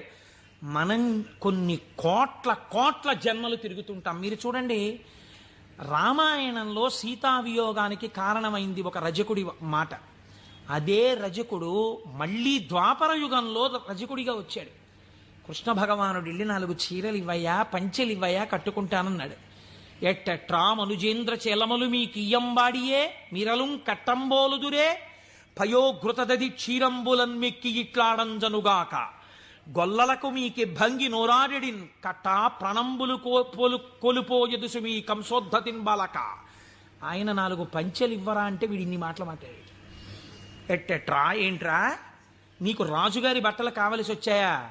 బాగా నందవ్రజంలో పాలు వెన్న తిని ఒళ్ళు కొవ్విందా? నీకు రాజు పంచెలు కావాలా?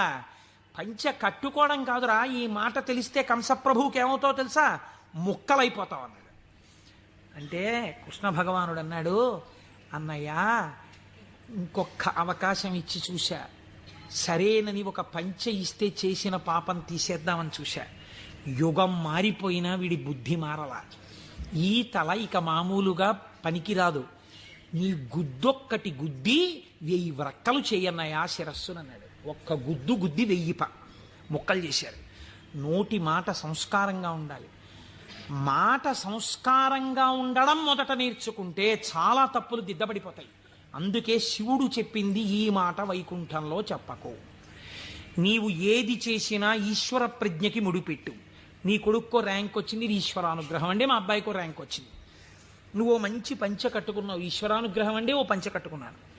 నువ్వు ఒక ఉపన్యాసం చెప్పగలిగావు, అది పరమేశ్వరానుగ్రహం అండి. నా చేత ఒక ఉపన్యాసం చెప్పించాడు, ఈశ్వరానుగ్రహం అండి. నేను శివమహాపురాణం వినగలిగాను అను. నేనన్న మాట అన్నావా ఇబ్బందిలోకి వెళ్ళిపోతావు. ఇది అనకు. మొదట దిద్దుకోవలసినది వాక్కు దిద్దుకో. రజోగుణ తమోగుణ భూయిష్టమైన వాక్కులు మాట్లాడకు, అవి నీ సంస్కారం అయిపోతాయి. ఈ సంస్కారము నిన్ను జన్మ జన్మాంతరములు తిప్పుతుంది. నారదుడు కాబట్టి మహానుభావుడు గంటలో సర్దుకున్నాడు. మనం ఎంతటి వాళ్ళం. మాయ ఎంత గొప్పదో చూడండి. ఇది మహేశ్వర శక్తి. ఈ మాయ ఎలా తొలగుతుంది అంటే దీనికి ఒక్కటే లక్షణం. ఆ మాయయే అమ్మవారి స్వరూపం. మీరు గట్టిగా ఆవిడ పాదాలు పట్టుకున్నారనుకోండి, పట్టుకుంటే ఆవిడే మిమ్మల్ని దగ్గరికి తీసుకుని, అందుకే చేతిలో పాశం పట్టుకుని ఉంటుంది. ఈశ్వర భక్తిని మీకిచ్చి మీ చేత ఈశ్వర సేవ చేయించి ఈశ్వరుడిలో మిమ్మల్ని ఆవిడే కలుపుతుంది. ఆవిడే ఆ పనినంతటినీ తీసుకుంటుంది. ఇది చిత్రంగా ఉంటుంది. ఎలా ఉంటుందంటే, తరచుగా చెప్తూ ఉంటాను నేను ఒక కత్తి నేను అలా వెడుతూ ఉంటే రోడ్డు మీద ఒక దొంగ పరిగెత్తుకుంటూ కత్తి పట్టుకుని నా వెనక వచ్చాడు అనుకోండి, నేను పరిగెడుతుంటాను. దొంగ కత్తి పట్టుకుని నా వెంట పరిగెడుతుంటాడు. నేను ముందు పరిగెడతాను, నా వెనక దొంగ పరిగెడుతుంటాడు. పరిగెడుతుండగా దొంగ రాయి తన్నుకుని పడిపోయి కత్తి అంత దూరంలో పడిపోయింది అనుకోండి. ఇప్పుడు నేను నిజానికి దొంగనేం చేయగలిగిన ధైర్యం నాకేం లేదు, కానీ కత్తి తీసుకుని ఇలా నిలబడ్డాను నేను. దొంగ పరిగెడుతున్నాడు. ఇప్పుడు ఎందుకు పరిగెడుతున్నాడే? దొంగ చేతి కత్తి నా చేతిలోకి వచ్చింది. ఇన్నాళ్ళు మిమ్మల్ని తిప్పిన కామం, ఆ కామపాశాలు అమ్మవారి పాదాలు పట్టుకుంటే భక్తి పాశాలుగా మారిపోయాయి. ఈ మార్పుకి మీరు అమ్మవారి పాదాలు పట్టుకుంటే చాలా ఆవిడ మాయాశక్తి. ఇటు తిప్పిన ఆవిడ అటు తిప్పేస్తుంది. మాయాపాశాన్ని భక్తిపాశం చేసేస్తుంది. లోకమనందు తిరిగిన పంచతన్మాత్రల్ని ఈశ్వరుడి వైపుకి తిప్పేస్తుంది. తిప్పేసి ఈశ్వరుడిలో కలిపేస్తుంది. కాబట్టి ఇప్పుడు మీరు మాయా అన్న అవనికని పైకెత్తి శివుడితో కలుపుతుంది. ఇది మహేశ్వరుణ్ణి చేరుకోవడానికి మార్గం. ఆ మార్గమునకు మొట్టమొదటి పొరపాటు వాక్కునందు కలుగుతుంటుంది. ఈ వాక్కునందు అలా చెయ్యకు. ఈశ్వర ప్రజ్ఞని గుర్తెరుగు, ఈశ్వరానుగ్రహాన్ని గుర్తెరుగు. ఇది మనకి బోధ చెయ్యడం ఈ మాహేశ్వర నామమును, మహేశ్వర నామాన్ని అడ్డుపెట్టి మనకి నేర్పింది. ఇదే పరమశివుణ్ణి పక్కనే ఒక చిత్రమైన నామంతో పిలుస్తారు. శంభు అని పిలుస్తారు. శంభు అంటే ఏమిటో తెలుసా అండి? శం అంటే నిరతిశయమైనటువంటి సుఖము లేదా సుఖము. భావయతి కల్పించువాడు. మీరు చూడండి, ఒక వస్తువు ఉంటుంది. ఆ వస్తువు యొక్క సుఖానుభూతిని మీరు ఎప్పుడు పొందుతారు? ఒక వస్తువు యొక్క సుఖానుభూతిని మీరు ఎప్పుడు పొందగలరు అంటే ఆ వస్తువు మీ చేత అనుభవింపబడినప్పుడు. ఉదాహరణకి నాకు ఒక లడ్డు అంటే చాలా ఇష్టం అనుకోండి. ఆ లడ్డూని తీసుకొచ్చి మీరు ఇలా చూపించి, కోటేశ్వరారు మీకోసమే తెచ్చాం ఈ లడ్డు అన్నారనుకోండి. నేను ఆ లడ్డూని ఇలా చూసి నా కోరిక తీరిపోయింది అంటానా? అనను. మీకోసమే అన్న చేతిలో పెట్టారు, చాలా బాగుంది అని ఇలా పెట్టుకుని తినబోతాను. తినకండి తినకండి తినకండి, మీకు ఈ లడ్డు ఎందుకు తెచ్చానో మీకు శుభవార్త చెప్పాలి, అది చెప్పాక తిందురు కానీ. ఇప్పుడు నా కోరిక తీరిపోయిందా? తీరలేదు. ఆయన శుభవార్త చెప్పబోతుంటే సెల్ ఫోన్ మోగింది. ఉండండి ఉండండి ఉండండి చెప్తాను అని అక్కడికి వెళ్ళి గంట సేపు మాట్లాడుతున్నాడు. లడ్డు ఇలాగే ఉంది, నేను ఇలాగే ఉన్నాను, తీరిందా? తీరలేదు. ఆయన తర్వాత వచ్చి ఏదో చెప్పాడు, చెప్పి ఇప్పుడు తినండి అన్నాడు. ఇప్పుడు నేను దాన్ని తీసి ఇలా నాలుక మీద పెట్టుకుని అలా పడేశాను. గభాలన కంట్లో ఏదో పడి ఇలా అన్నాను, అది కింద పడింది. తీరిందా నా కోరిక? తీరలేదు. నాలుక మీద పడింది రెండో ముక్క, అమ్మయ్యా అన్నాను, ఇప్పుడు నా కోరిక తీరింది కదండి. వస్తువు ఉండడానికి, అది మీ అనుభూతిగా మారడానికి మధ్యలో చాలా తేడా ఉంటుంది. ఈ శక్తి మీ యందు నిలబెట్టేవాడు ఈశ్వరుడు. అందుకే ద్రాపే అంధస్సస్పతే దరిద్రం నీలలోహిత అంటుంది రుద్రాధ్యాయం.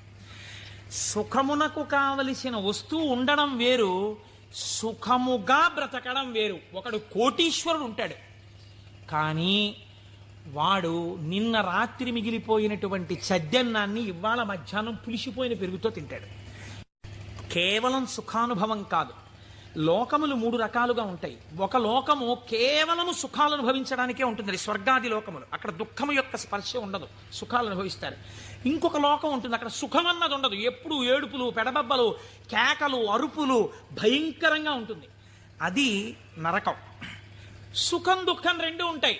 ఓ రోజున తప్పట్లు కొట్టేస్తూ పొంగిపోతూ నేనే నేనే అంటుంటాడు, ఇంకో రోజున కుమిలిపోతూ ఏడుస్తూ ఉంటాడు. అదే భూలోకం. ఇక్కడ కొన్నాళ్ళు సుఖం, కొన్నాళ్ళు దుఃఖం. పొద్దున్న 10ంటికి సంతోషంగా ఉంటాడు, సాయంకాలం 4ంటికి ఏడుస్తూ ఉంటాడు. సుఖం దుఃఖం 2 అనుభవిస్తూ ఉంటాడు. సుఖ దుఃఖములు 2 ఉన్న భూలోకమునందు మీరున్నారు. ఇక్కడి నుంచి బాగా గుర్తుపెట్టుకోండి, మీకు 2 మార్గాలు ఉన్నాయి. ఒకటి, పూర్ణ దుఃఖమును కలిగిన లోకంలో కన్నా వెళ్ళచ్చు, పూర్తి సుఖం కలిగిన లోకంలో కన్నా వెళ్ళచ్చు. సుఖ దుఃఖాలు కలిగిన లోకంలోకి ఇంకా మీకు టికెట్ లేదు. అంటే మళ్ళీ ఎందుకండి ఇందులోకి? కాబట్టి ఒంటి మీద కొరడాలతో కొట్టేస్తూ, మరిగిపోయిన నూనెలో ముంచేస్తూ, ఏదో చీవు నెత్తురు నదుల్లో ముంచేస్తూ అది కావాలా? హాయిగా సంతోషంగా పెద్దలతో కూర్చుని ఏదో ఆనందంగా ఉండడం, అమృతం తాగడం, ఇలాంటివి కావాలా? అంటే లౌకికంగా కోరుకుంటే పోనీ స్వర్గం కోరుకోండి. నరకానికి ఎడదాం అనుకోకూడదంటే మీకు ఒక లక్షణం ఉండాలి. వెంటనే మీకోటి కావాలి. ఏమిటి కావాలి? పాపము చేయకుండా ఉండుట. పాపం చేస్తే కదా నరకం. కాబట్టి పాపం చెయ్యకూడదు. ఇది సంభావయతి, మంచి భావములను ఇచ్చుట. ఇది ఎలా వస్తుంది అన్నారు శాస్త్రంలో. ఇది ఎలా కలుగుతుందండి అన్నారు. దీనికి ఒక ప్రతిబంధకం ఉందండి, అంత తేలిక కాదు. శివమహాపురాణం మీ జీవితాన్ని కరెక్ట్ చేస్తుంది. మీరు చూడండి, ఒక తేలిక మాట, ఒక వెలితి మాట ఒకటి మనం మాట్లాడతాం. కోటేశ్వరారు చతుర్ముఖ బ్రహ్మగారు మేము లలాటం మీద రాసేసాడండి, రామాయణం చెప్పు, భాగవతం చెప్పు, శివపురాణం చెప్పని చెప్పేస్తారు మీరు. మా లలాటం మీద రాసేశాడు, చీకటి పడేటప్పటికీ మాకు ఎటో లాగేస్తుంది మనస్సు వెళ్ళిపోమ్మని, అందుకని మేము రామ్ పురాణానికి అంటాడు ఒకడు. అది తప్పు. అలా ఉండమని చెప్పలేదు శాస్త్రం. తిలకధారణము అన్న మాట ఎందుకు ఇచ్చారో తెలుసా అండి? మీ యొక్క ఆలోచన సరళిని మార్చుకొని గత జన్మలుగా తరువుకొస్తున్న వాసనలని జయించడానికి, మీకు పార్వతీ పరమేశ్వరుల అనుగ్రహం కలగడానికే మీరు విభూతి తీసుకుని లలాటమునందు పెట్టుకుని, బొట్టు తీసుకుని ఆజ్ఞాచక్రం మీద పెట్టుకుంటారు. ఇప్పుడు పార్వతీ పరమేశ్వరులు మీ లలాటమునందు వసించి ఉన్నారు. దీనివల్ల ఏం జరుగుతుంది అంటే లలాట లిఖితారేఖ పరిమాస్త్రం నశక్యతే, ఇది కదా సామాన్య సిద్ధాంతం. బ్రహ్మగారు రాసిన రాత మారదు. కానీ మీరు తిలకధారణం చేసి విభూతి పెట్టుకోగానే మీ ఆలోచన సరళి ఎందు మార్పు వస్తుంది. ఎందుకు వస్తుందో తెలుసా అండి? మీరు చూడండి, ఒక ఆయన దగ్గరికి మీరు వెళ్ళేటప్పటికీ ఇలా విభూతి పెట్టుకుని ఇంత బొట్టు పెట్టు కూర్చున్నాడు అనుకోండి, ఈయన అడిగితే కొంచెం సౌమ్యంగా చెప్తారేమో అనిపించేస్తుంది మీకు గబుక్కుని వెంటనే. ఏమీ లేకుండా కొరకొర చూస్తున్నాడు అనుకోండి, బాబా ఆయన దగ్గరికి ఎందుకు లేండి అనిపిస్తుంది. అసలు మీరు భస్మ బొట్టు కనపడేటప్పటికి సాత్విక ప్రవృత్తి ముఖంలో కనపడిపోతుంది. సరికదా ఆజ్ఞాచక్రం మీద బొట్టు అమ్మవారి యొక్క అనుగ్రహం. అమ్మవారి అనుగ్రహం ఆజ్ఞాచక్రం మీద ప్రసరణం మొదలవగానే మీ బుద్ధి యందు ఆలోచన మారిపోతుంది. మారిపోయి మనం ఈ పని చెయ్యొద్దు, మనం ఎందుకు ఈ పాపం చేయడం, మనం ఇంక ఇవాళ నుంచి ఇది చెయ్యొద్దు, మనం పురాణానికి వెళ్ళిపోదాం, మనం శివాలయానికి వెడదాం, మనం వెంకటేశ్వరుడి గుడికి వెడదాం, ఎన్నాళ్ళు ఈ తప్పుడు పని చేస్తాం, మనం చెయ్యొద్దు అని మీ యందు ఒక పూనిక రావడం ప్రారంభం అవుతుంది. అందుకని ముందు శరీరమును అలంకృతం చేసి లోపల మనస్సుని సంస్కరించడం దగ్గరికి వెళ్ళారు. మీరు మనస్సుని జయించలేకపోతే. పెద్దలు ఏదో ఉత్తినే హాస్యాస్పదంగా పెట్టలేదండి ఇవేవిని. కనుక తిలకధారణ చేసి భస్మ పెట్టుకోమని చెప్పారు. ఇప్పుడు మీరు అలా చెయ్యడం ప్రారంభిస్తే ఏమవుతుంది? అలా చెయ్యడం ప్రారంభిస్తే మీకు దుఃఖమును స్వీకరించి దుఃఖము నుండి బయటపడతారు. ఇది చిత్రంగా ఉంటుంది. ఇప్పుడు మీకు ఎందుకు ఈ ఆలోచనలు, పాపభూయిష్టమైన ఆలోచనల వైపు ఎందుకు తిరుగుతోంది మనస్సు అంటే దానికి రజోగుణ తమోగుణ ప్రవృత్తి ఉంది. 3 గుణాలు ఉన్నాయి లోకంలో, సత్వము రజస్సు తమస్సు. ఇది ఎప్పుడూ కూడా ఆయన అలాగే చెప్తాడు కానీ హాయిగా పనిచేసేట్టు ఎంత సుఖంగా ఉంటుంది, ఒంట్లో ఓపిక ఉన్నప్పుడు చేయాలి, ఆయనకి ఏముంది అలాగే చెప్తాడు, అలా చేస్తూ కూర్చుంటానేంటి, సుఖంగా అనుభవించు అంటుంది. ఎందుకు ఆ పురాణం, దిక్కుమాలిన పురాణం, హాయిగా టీవీ చూడు, మంచి ఎపిసోడ్ వస్తుంది ఇవాళ అంటుంది. ఈ బోధని జయించగలగడానికి ఈ త్రిగుణములు బాధాకరములు. మీరు ఉన్నతిని పొందకుండా బాధిస్తున్నాయి. ఉన్నతిని పొందకుండా బాధించేటటువంటి త్రిగుణముల యొక్క బాధ నుంచి మీరు బయటపడడానికే మీరు సంసారం అనే కొత్త బాధనించుకున్నారు.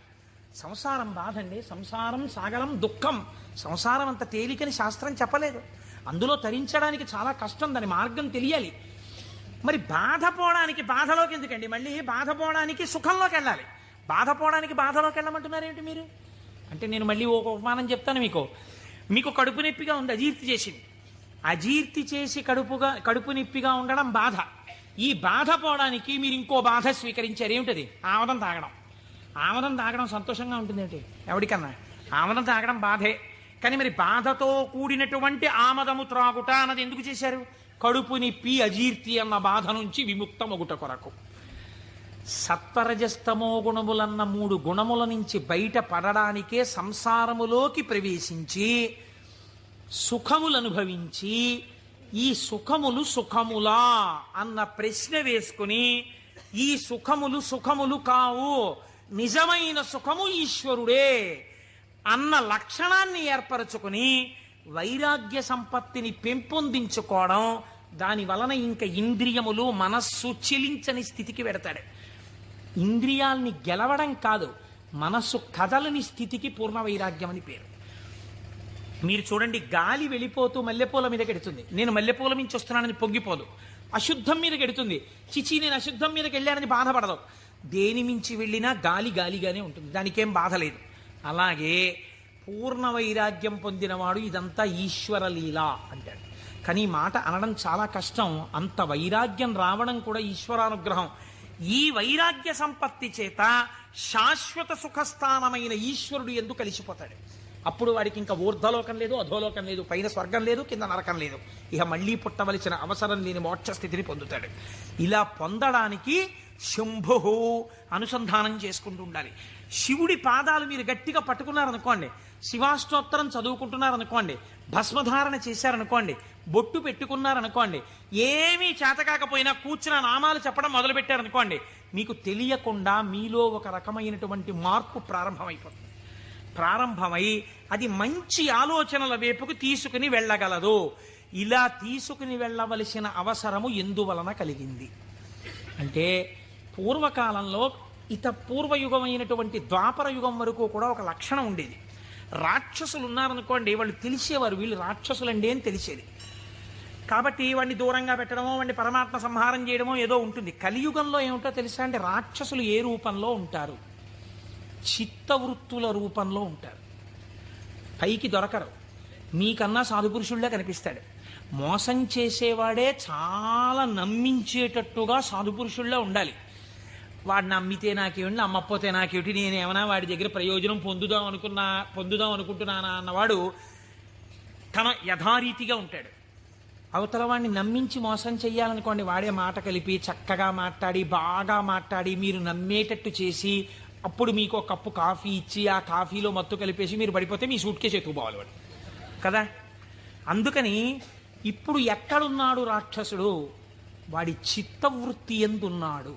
మీరు చూడండి, నిజంగా ఈ చిత్తవృత్తుల రూపంలో రాక్షసులు ఉండి ఉంటే త్రేతాయుగంలో విశ్వామిత్రుడు యాగం చేయగలడా? చెయ్యలేడు. ఇక్కడే ఉన్నారు రాక్షసులు. రాముడు ఈ లోపల రాక్షసుల్ని చంపడానికి తానే అనుసంధానం చేసుకోవాలి. బయట రాక్షసులుగా ఉన్నారు, రాముడు వచ్చి బాణం వేసుకొట్టి చంపాడు. ఈ యుగంలో అలా కుదరదు. ఇక్కడున్నారు రాక్షసులు, వాళ్ళు ఎప్పుడైనా తలెత్తుతారు. ఎప్పుడైనా తలెత్తి మిమ్మల్ని పడగొట్టేస్తారు. ఎప్పుడైనా పడగొట్టేయగలరు. ఎప్పుడైనా పడగొట్టేసేటటువంటి రాక్షసులు ఇక్కడే చిత్తవృత్తుల రూపంలో ఉన్నారు. వీళ్ళని తొక్కి పట్టగలిగిన వాడెవడు? ఒక్కడే, శంభు. అందుకే ఏవం శ్రీ శంభుదేవస్య నామ్యామస్తోత్తరం శతం అంటాం. ప్రదోష వేళలో రోజు ఆ శంభునామాలు చెప్పామనుకోండి, ఆయన ఏం చేస్తాడంటే వీళ్ళని తొక్కి పెట్టి మీ భావముల యందు మంచి ప్రవాహాన్ని ఏర్పాటు చేస్తాడు. ఈ మంచి ప్రవాహము కలిగిన భావన చేత ఉన్నతిని పొందేస్తాడు. ఇప్పుడు ఈ భావన పొందినటువంటి వాడు ఎలా ఉంటాడు, ఎలా పొందుతాడు ఈశ్వరుణ్ణి అని మీరేమి అనుమానపడిపోయి వాడు ఏమైనా పూజలు బాగా చేసేస్తాడండి, యజ్ఞయాగాదులు చేసేస్తుంటాడండి అలా అనుకోక్కర్లేదు. శంభునామాన్ని పెట్టుకుని శంభుని యొక్క అనుగ్రహం పొందిన వాడి స్థితి ఎలా ఉంటుందో తెలుసా అండి? నేను మీకు ఒక ఉదాహరణ చెప్తాను, మీరు బాగా పట్టుకోగలుగుతారు. ఇది కూడా నేను ఎక్కడి నుంచో ఎందుకు మీకు రుద్ర పశుపతి నాయనార్ అని ఒక నాయనారు ఉన్నారు. 63 మంది నాయనార్లలో మనం సాధారణంగా ఏం చేస్తాం? రుద్రం చదవండి అన్నాం అనుకోండి, సన్యాసి కూడా రుద్రం చదవాలి. సన్యాసులు కూడా రుద్రం పారాయణ చెయ్యమని శాస్త్రం విధించింది. ఎందుకో తెలుసా అండి? అభిషేకం చేయకపోయినా రుద్రాన్ని పారాయణ చేస్తే వెంటనే పాపాలు పటాపంచలవుతాయి. ఆ పశుపతి నాయనారికి ఒక లక్షణం ఉండేది. ఆయన రోజు కూర్చుని రుద్రాధ్యాయం చదువుతూ ఉండేవాడు. చదువుతున్నప్పుడు ఆయనకు ఒక అనుమానం వచ్చింది. ఏమిటా అనుమానం? అందులో మేఘ్యాయచ విద్యుచ్ఛాయచ వృక్షాయచ హరిత్యాయచ లోప్యాయచ ప్రవాహ్యాయచ ఫేన్యాయచ సికత్యాయచ ఈ మాటలు ఉన్నాయి. ఇవన్నీ ఈశ్వరుడే అన్నారు. అంటే నీరు ఈశ్వరుడు, నీటి మీద నురుగు ఈశ్వరుడు, చెట్టు ఈశ్వరుడు, చెట్టు మీద పిట్ట ఈశ్వరుడు, చెట్టులో ఆకుపచ్చతనం ఈశ్వరుడు. మనం ఏం చేస్తాం? మేము అభిషేకం చేయించుకుంటున్నామండి అని వెళ్ళి కూర్చుంటాం. శివాలయంలో ఉన్న అర్చక స్వామి ఏదో మహన్యాసం అని చెప్పి నారుద్రో రుద్రమచ్చ ఎత్తిని పాప ఆయన మహన్యాసం చేయిస్తాడు. చేయించిన తర్వాత మీరేవో పాలు పెరుగు పంచదార పళ్ళరసాలు పట్టుకెడతారు. ఆయన రుద్రాధ్యాయం చదువుతూ పోసేస్తాడు. పోసి అభిషేకం చేస్తుంటాడు. మీరేం చేస్తారు? మీకు అది ఏమిటో తెలియదు కదా, అర్థం కాదు. అర్థం కాకపోవడం వల్ల తేలిగ్గా వచ్చేది ఏంటంటే నిద్ర. కాబట్టి చాలా అమరికగా మనకి దొరికేది ఏమిటంటే, బ్రహ్మదండం మహర్షులకు ఎలా ఉంటుందో అలా మోచేతిని తొడకి పెట్టి ఈ చేతిని ఇలా పెట్టి చక్క చెంప చేస్తే చాలు, అలా పడుకోవచ్చు, నిద్రపోతాడు. మళ్ళీ ఆయన ఎక్కడో గంట ఏదో కొడతాడు, కొడితే తెలివి వస్తుంది. తెలివి వచ్చాక మళ్ళీ పాపం తాపత్రయం ఉండదని నేను అన్నాం. మళ్ళీ ఓసారి లేచి ఏదో చేస్తున్నాడు, అల్లరవుతోంది మళ్ళీ అని చెప్పేసి కాసేపు మళ్ళీ పడిపోతాడు. దీని వలన ఏమైనా ప్రయోజనం ఉందా? మీరు చేసిన అభిషేకమునందు నేను ఇలా అడిగానని మీరు ఏమనుకోకండి, నన్ను మన్నించండి. ఒక మెట్టు పైకెక్కడానికి కాలు ఇలా ఏమైనా లేచిందా మీకు ఉపాసనలో? అంటే నేను అభిషేకం చేయించుకోవద్దని, శివాలయానికి వెళ్ళొద్దని నేను చెప్పట్లా, చేయించుకోవాలి అరిష్టం పోవడానికి. కానీ మీ ఉపాసనలో మీరు మెట్టు ఎక్కారా? కాదు కదా. ఇది రుద్రం పారాయణ చేయడం అంటే ఇది. ఆయన అన్నాడు, ఆ నాయనారు ఆయనకు ఒక చిత్రమైనటువంటి ఆలోచన వచ్చింది. ఆయన తిరుమలయార్ అనబడేటటువంటి ప్రాంతంలో ఉండేవాడు. ఆయన ఈ రుద్రం చదివి చదివి చదివి చదివి అన్నాడు, ఆకాశం ఈశ్వరుడు, మేఘం ఈశ్వరుడు, నీరు ఈశ్వరుడు, నురుగు ఈశ్వరుడు, చెట్టు ఈశ్వరుడు, పిట్ట ఈశ్వరుడు. కాబట్టి నేను ఇంట్లో కూర్చుని ఇవన్నీ ఓహో చెప్తుంటే ఉపయోగం ఏంటి? నేను ఈశ్వరుడిలో చేరిపోయి ఈశ్వరానుభూతిని పొందుతానన్నాడు. ఓ రోజు తెల్లవారకట్ట ఎవ్వరికీ చెప్పకుండా లేచి 4 గంటలకో వెళ్ళిపోయాడు బయటికి, ఊరి బయటికి వెళ్ళిపోయాడు. ఆ కొండ మించి ఒక సెలయేరు జాలువారుతోంది. గబగబా వెళ్ళాడు. ఆ సెలయేట్లో నడుంలోతు నీళ్లలో నించున్నాడు. నించుని చెట్టు వంక చూశాడు. నిశ్శబ్దంగా ఉంది వాతావరణం. ఆ కొండ కనపడింది, చెట్లు కనపడ్డాయి, చెట్ల యొక్క ఆకుపచ్చని కొమ్మలు కనపడ్డాయి. అంత నిశ్శబ్దంలో గలగల పారుతున్నటువంటి సెలయేటి శబ్దం వినపడుతోంది. ఆ నీటి మీద వెళ్ళిపోతున్న నురుగు కనపడింది. ఆయన వెంటనే ఆ ఒంటికి తగిలిన చల్లతనంలో ఈశ్వరుడు కౌగిలించుకున్న అనుభూతిని పొందాడు. ఇవి ఈశ్వరుడు కదా, నేనిప్పుడు ఈశ్వరుడిలో ఉన్నాను నీటిలో. కాబట్టి నేను నా కళ్ళతో చూస్తున్న మేఘం ఈశ్వరుడు, నేను మొలలోతులో ఉన్నది ఈశ్వరుడు, ఇలా వెడుతున్నది ఈశ్వరుడు, నేను చూస్తున్న ఆ కదులుతున్న ఈశ్వరుడు. నాకు ఇంట్లో చదువుతున్నప్పుడు అలా బిగిసిపోయినట్టుగా ఉన్న ఈశ్వరుడు కనపడేవాడు. ఇప్పుడు ఇన్ని చేతులతో కాళ్లతో కదులుతూ నన్ను కౌగిలించుకున్నాడు ఈశ్వరుడు అని గట్టిగా గొంతెత్తి నమ పేన్యాయ చ శిఖత్యాయ చ ప్రవాహ్యాయ చ నమ వృక్షాయ చ హరిత్యాయ చ లోప్యాయ చ అని పారాయణ చేశాడు. ఆ పారాయణ చేస్తూ ఆనందం అనుభవించేసి బయటికి రాలేక బయటికి వచ్చేవాడు. బయటికి వచ్చి ఒళ్ళు తుడిచేసుకుని పొడిబట్ట కట్టుకుని ఇంటికి వెళ్ళిపోయేవాడు. మళ్ళీ మధ్యాహ్నం అయ్యేది. ఆ చెరువు దగ్గరికి వెళ్ళి సంధ్యావందనం చేసుకుంటాననేవాడు. మళ్ళీ వెళ్ళిపోయేవాడు. వెళ్ళిపోయి మళ్ళీ అందులో నించునేవాడు. మళ్ళీ శివుడు అబ్బా కదులుతున్నాడు. అవుగో అవే ఆయన చేతులు, నా స్వామి ఇలా ఇలా అంటున్నాడు, చేతులు ఊపుతున్నాడు, రా రా రా అని పిలుస్తున్నాడు, అవే కొమ్మల రూపంలో ఊగుతున్నాయి. నా స్వామి ఇదిగో ప్రవహిస్తున్నాడు. నా స్వామి వేదం ఋషులకి చెప్పినప్పుడు ఇలాగే వినపడి ఉంటుంది, అదిగో ఝరి శబ్దం వినపడుతోందన్నాడు. మొన్న మేము తిరుమల వెళ్ళి పాండవుల తీర్థం కింద దగ్గర కూర్చుంటే వెనకాతల నుంచి నదీ ప్రవాహం వెడుతుంటే చప్పుడు వచ్చింది. కాసేపు ఆగి మీరు ఆ శబ్దాన్ని వినండి అన్నాను నేను. ఆ వినండి అనడం వెనకాతల నా భావన అదే. ఇప్పుడు ఈశ్వరుడు చెప్తున్నటువంటి వేదం ఋషులకు ఎలా చెవుల్లో వినపడిందో అలా నాకు ఈశ్వరవాణి వినపడుతోంది అన్నాడు. మళ్ళీ నిలబడిపోయాడు. మళ్ళీ నమ సోమాయ చ రుద్రాయ చ నమ తామ్రాయ చ అరుణాయ చ నమ శంగాయ చ పశుపతయే చ నమ ఉగ్రాయ చ భీమాయ చ అంటూ మళ్ళీ రుద్రం చదువుతూ మళ్ళీ అంతటా ఈశ్వరుడే నన్ను గట్టిగా పట్టుకున్నాడు నీళ్లలోని. అదే ఈ చల్లతనం. ఎంత చల్లగా ఉంటాడో మా స్వామి. ఒంటి నిండా చల్లటి పాములు, చంద్రమౌళి, ఆ గంగా చల్లగా ఉంటాడు కదా, చల్లగా నన్ను పట్టేసుకున్నాడు. బాబోయ్ ఎంత గట్టిగా పట్టుకున్నాడో అన్నాడు. నీళ్లల్లో మునిగానం లేదు, ఈశ్వరుడు నన్ను గట్టిగా పట్టుకోవడం వల్లే నాకు ఇంత చల్లగా ఉందన్నాడు. ఈశ్వరుడు పట్టుకోవడం వల్ల అబ్బా నాకు ఎంత సంతోషంగా ఉందో అన్నాడు. ఈ సంతోషంలో రుద్రం చెప్తున్నానన్నాడు.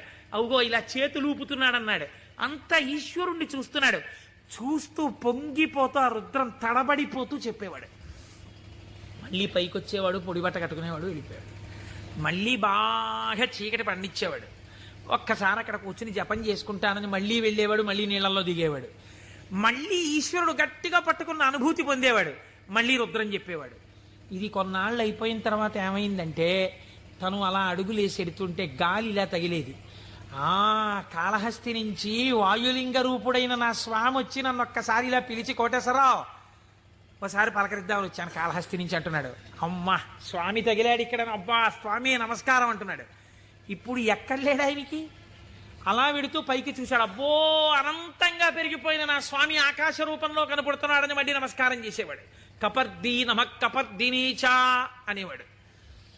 ఇలా రాను రాను రాను రాను ఏమైపోయిందంటే ఎవరు కనపడినా ఆయనకి ఈశ్వరుడే కనపడేవాడు. ఆఖరికి పరిగెత్తి పారిపోతూ దొంగ కనపడేవాడు. నమ చోరాయచ, పరిగెత్తుతున్న దొంగలో నా స్వామి కనపడుతున్నాడు అనేవాడు. మరి అంతేగా చెప్పింది రుద్రం. ఇలా అంతటా ఈశ్వర దర్శనం చేసి ఎక్కడ పడితే అక్కడ ఆగిపోయి నమస్కారం చేయడం అలవాటైపోయింది. ఈ అలవాటైపోతే శంకరుడు అన్నాడు, ఇక నేను తప్ప ఇంకొకటి కనపడని నీకు నాలోకే తీసుకోవాలని తనలోకి తీసేసుకున్నాడు. శివుడిలో ఏకమైపోయి తాను శివుడైపోయాడు. ఇప్పుడు చెప్పండి, భావన చేత మోక్షాన్ని పొందాడా లేదా? రుద్ర పశుపతి నాయనారని ఆయనకి పేరు. 63 మంది నాయనార్లలో ఆయన ఒకరు. మీరు అలా కూర్చుని ఏవో పదార్థాలు అట్టుకుని ఓం నమో నమస్తే అస్తు భగవన్ విశ్వేశ్వరాయ మహాదేవాయ త్రయంబకాయ త్రిపురాం తకాయ త్రికాగ్నికాలాయ కాలాగ్ని రుద్రాయ నీలకంఠాయ మృత్యుంజయాయ సర్వేశ్వరాయ సదాశివాయ శ్రీమన్ మహాదేవాయ నమః అంటూ ఎన్ని పాలు పోసినా ఎన్ని నీళ్లు పోసినా ప్రయోజనం లేదని నేను అన్నా. కానీ ఏమి రమించింది మీ మనస్సు?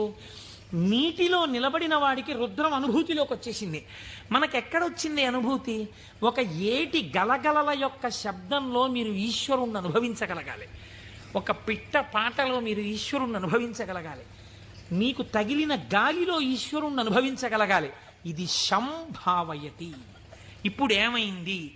నిరతిశయ సుఖప్రదాతయ్య ఉన్నాడు. ఈ మాటలు చెప్పి చిత్తవృత్తులైనటువంటి రాక్షస స్వరూపాల్ని తొక్కి పెట్టడానికి ఇలా నేను దక్షిణామూర్తిగా కూర్చుంటే ఆనాడైతే అర్థమైంది, కానీ ఇవాళ అర్థం కాదు లోకానికి. అందుకుని నేను లేచి తిరగాలి, తిరిగి లోకానికి బోధ చెయ్యాలి. బోధ చేసి నేనే శంభుస్వరూపమై లోకాన్ని శివుడి వైపుకి తిప్పాలనుకున్నట్టు ఒక ఆయన. ఎవరైన? దక్షిణామూర్తి. మౌనాన్ని విడిచిపెట్టేట. విడిచిపెట్టి మహానుభావుడు ఎలా నడిచి వెళ్ళాడు అన్నారు. అజ్ఞానాంతర్గహన పతితానాత్మ విద్యోపదేశై త్రాతుం లోకాన్ భవదవశిఖాతాపపాపచ్యమానాన్ ముక్త్వా మౌనం వటవిటపినో మూలతో నిష్పతంతి శంభోర్మూర్తిశ్చరతి భువనే శంకరాచార్య రూపా. ఆనాడు ఇలా కూర్చుంటే అర్థమైంది, కానీ ఇవాళ నేను వటవృక్షం కింద ఇలా మౌనంగా కూర్చుంటే ఎవ్వరికీ అర్థం కాదు.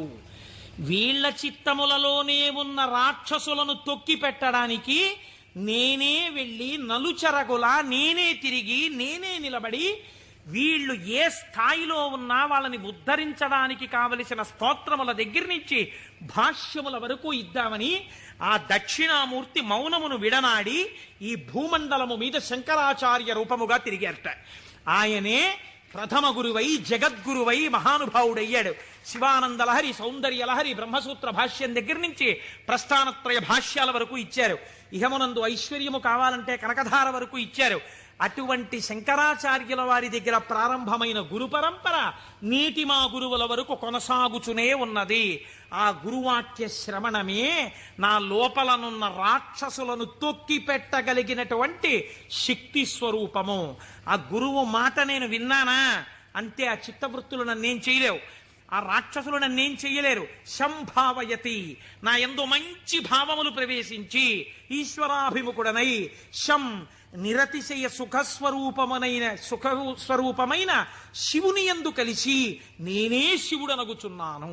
అటువంటి స్థితిని నాకు కలగడం కోసమే మహానుభావుడైన పరమాత్మ నాకు ఈ ఉపకారం చేశారు.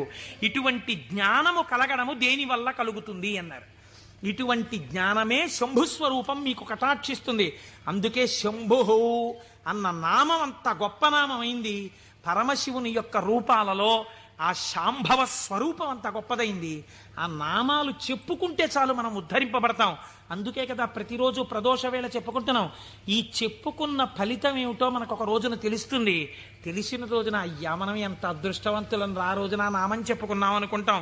మనకి పెద్దలు ఒక మాట చెప్తారు, శరీరమునందు ఆరోగ్యం లుప్తం అవుతోంది అనుకోండి, ఆరోగ్యము మళ్ళీ పొందికగా కుదరాలంటే ఒక్కరి వలన మాత్రమే కుదురుతుంది. సూర్యోపాసన చెయ్యాలి, ఆదిత్య హృదయం చదువుకోవాలి.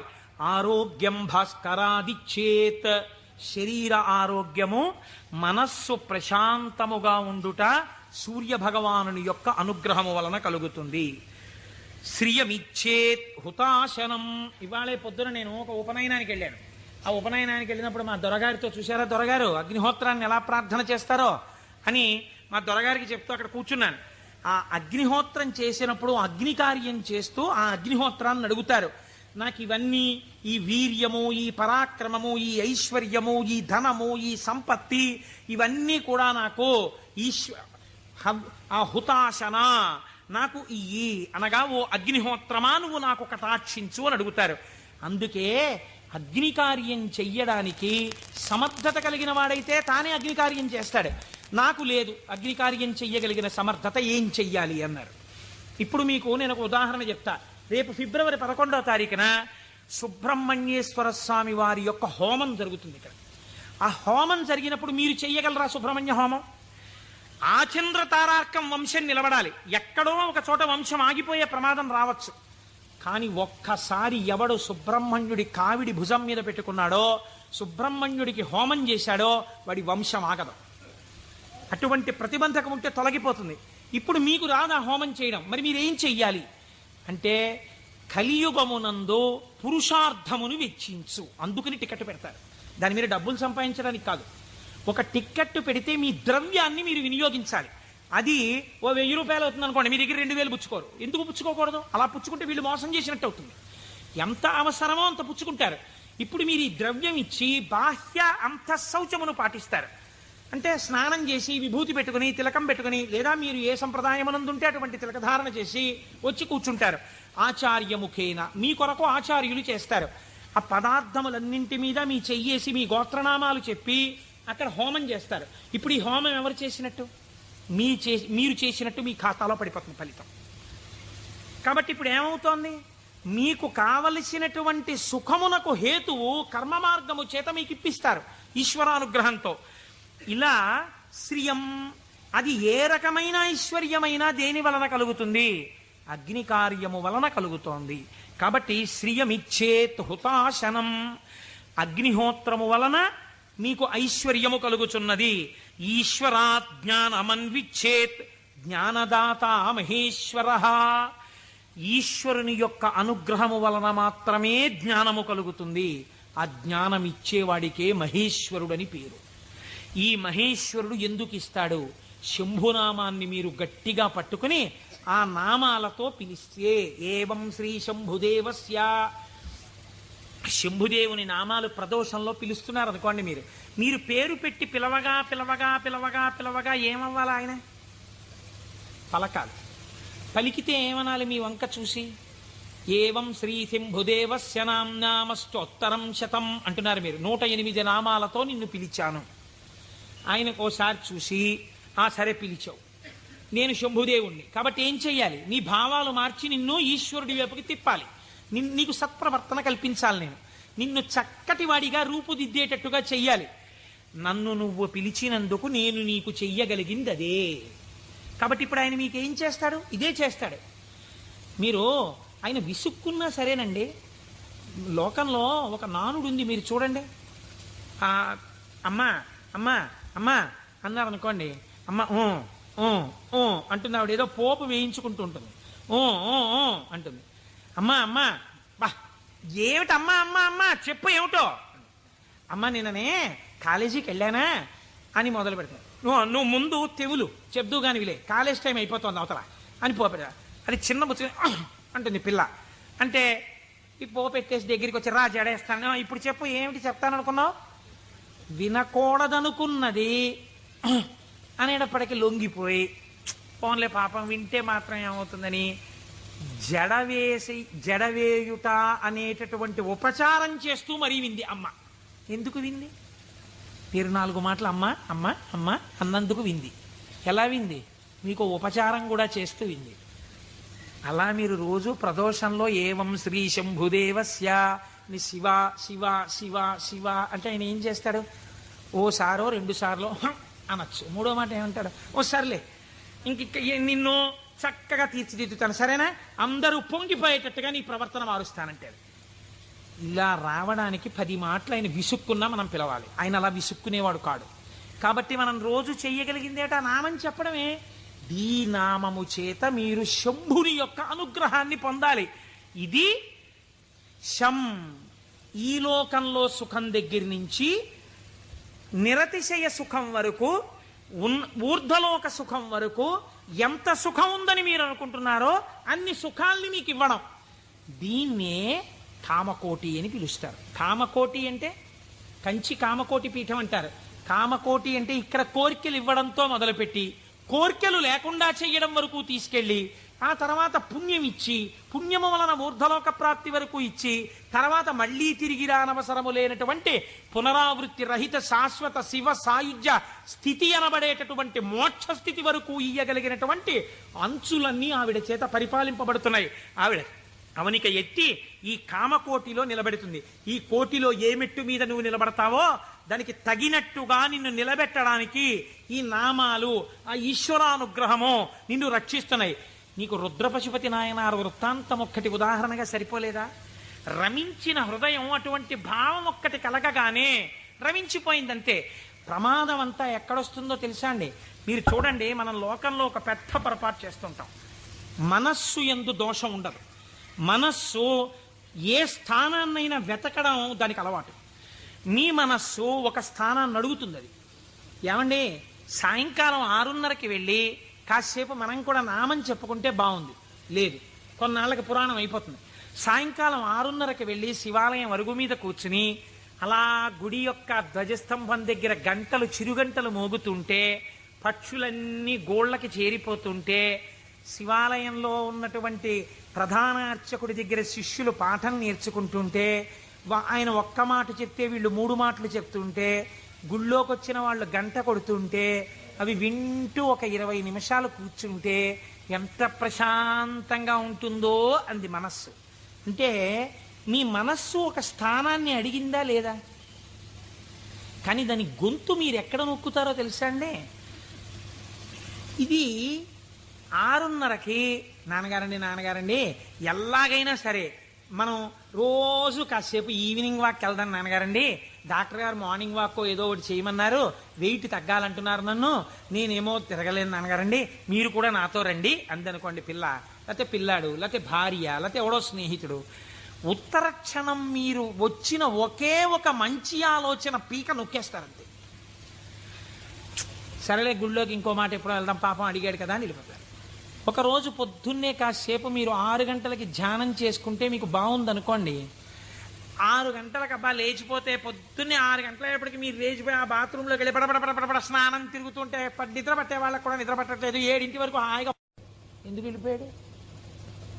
మీరు ఏది చెప్పిన మాట ఎక్కడ విన్నారు? ఇంట్లోకి రెండంటేనే రాని వాళ్ళకి ఎవడు చెప్తాడు? బయటికి వచ్చిన వాడు చెప్పేది వెళ్ళిపోమనే చెప్తాడు కదండి.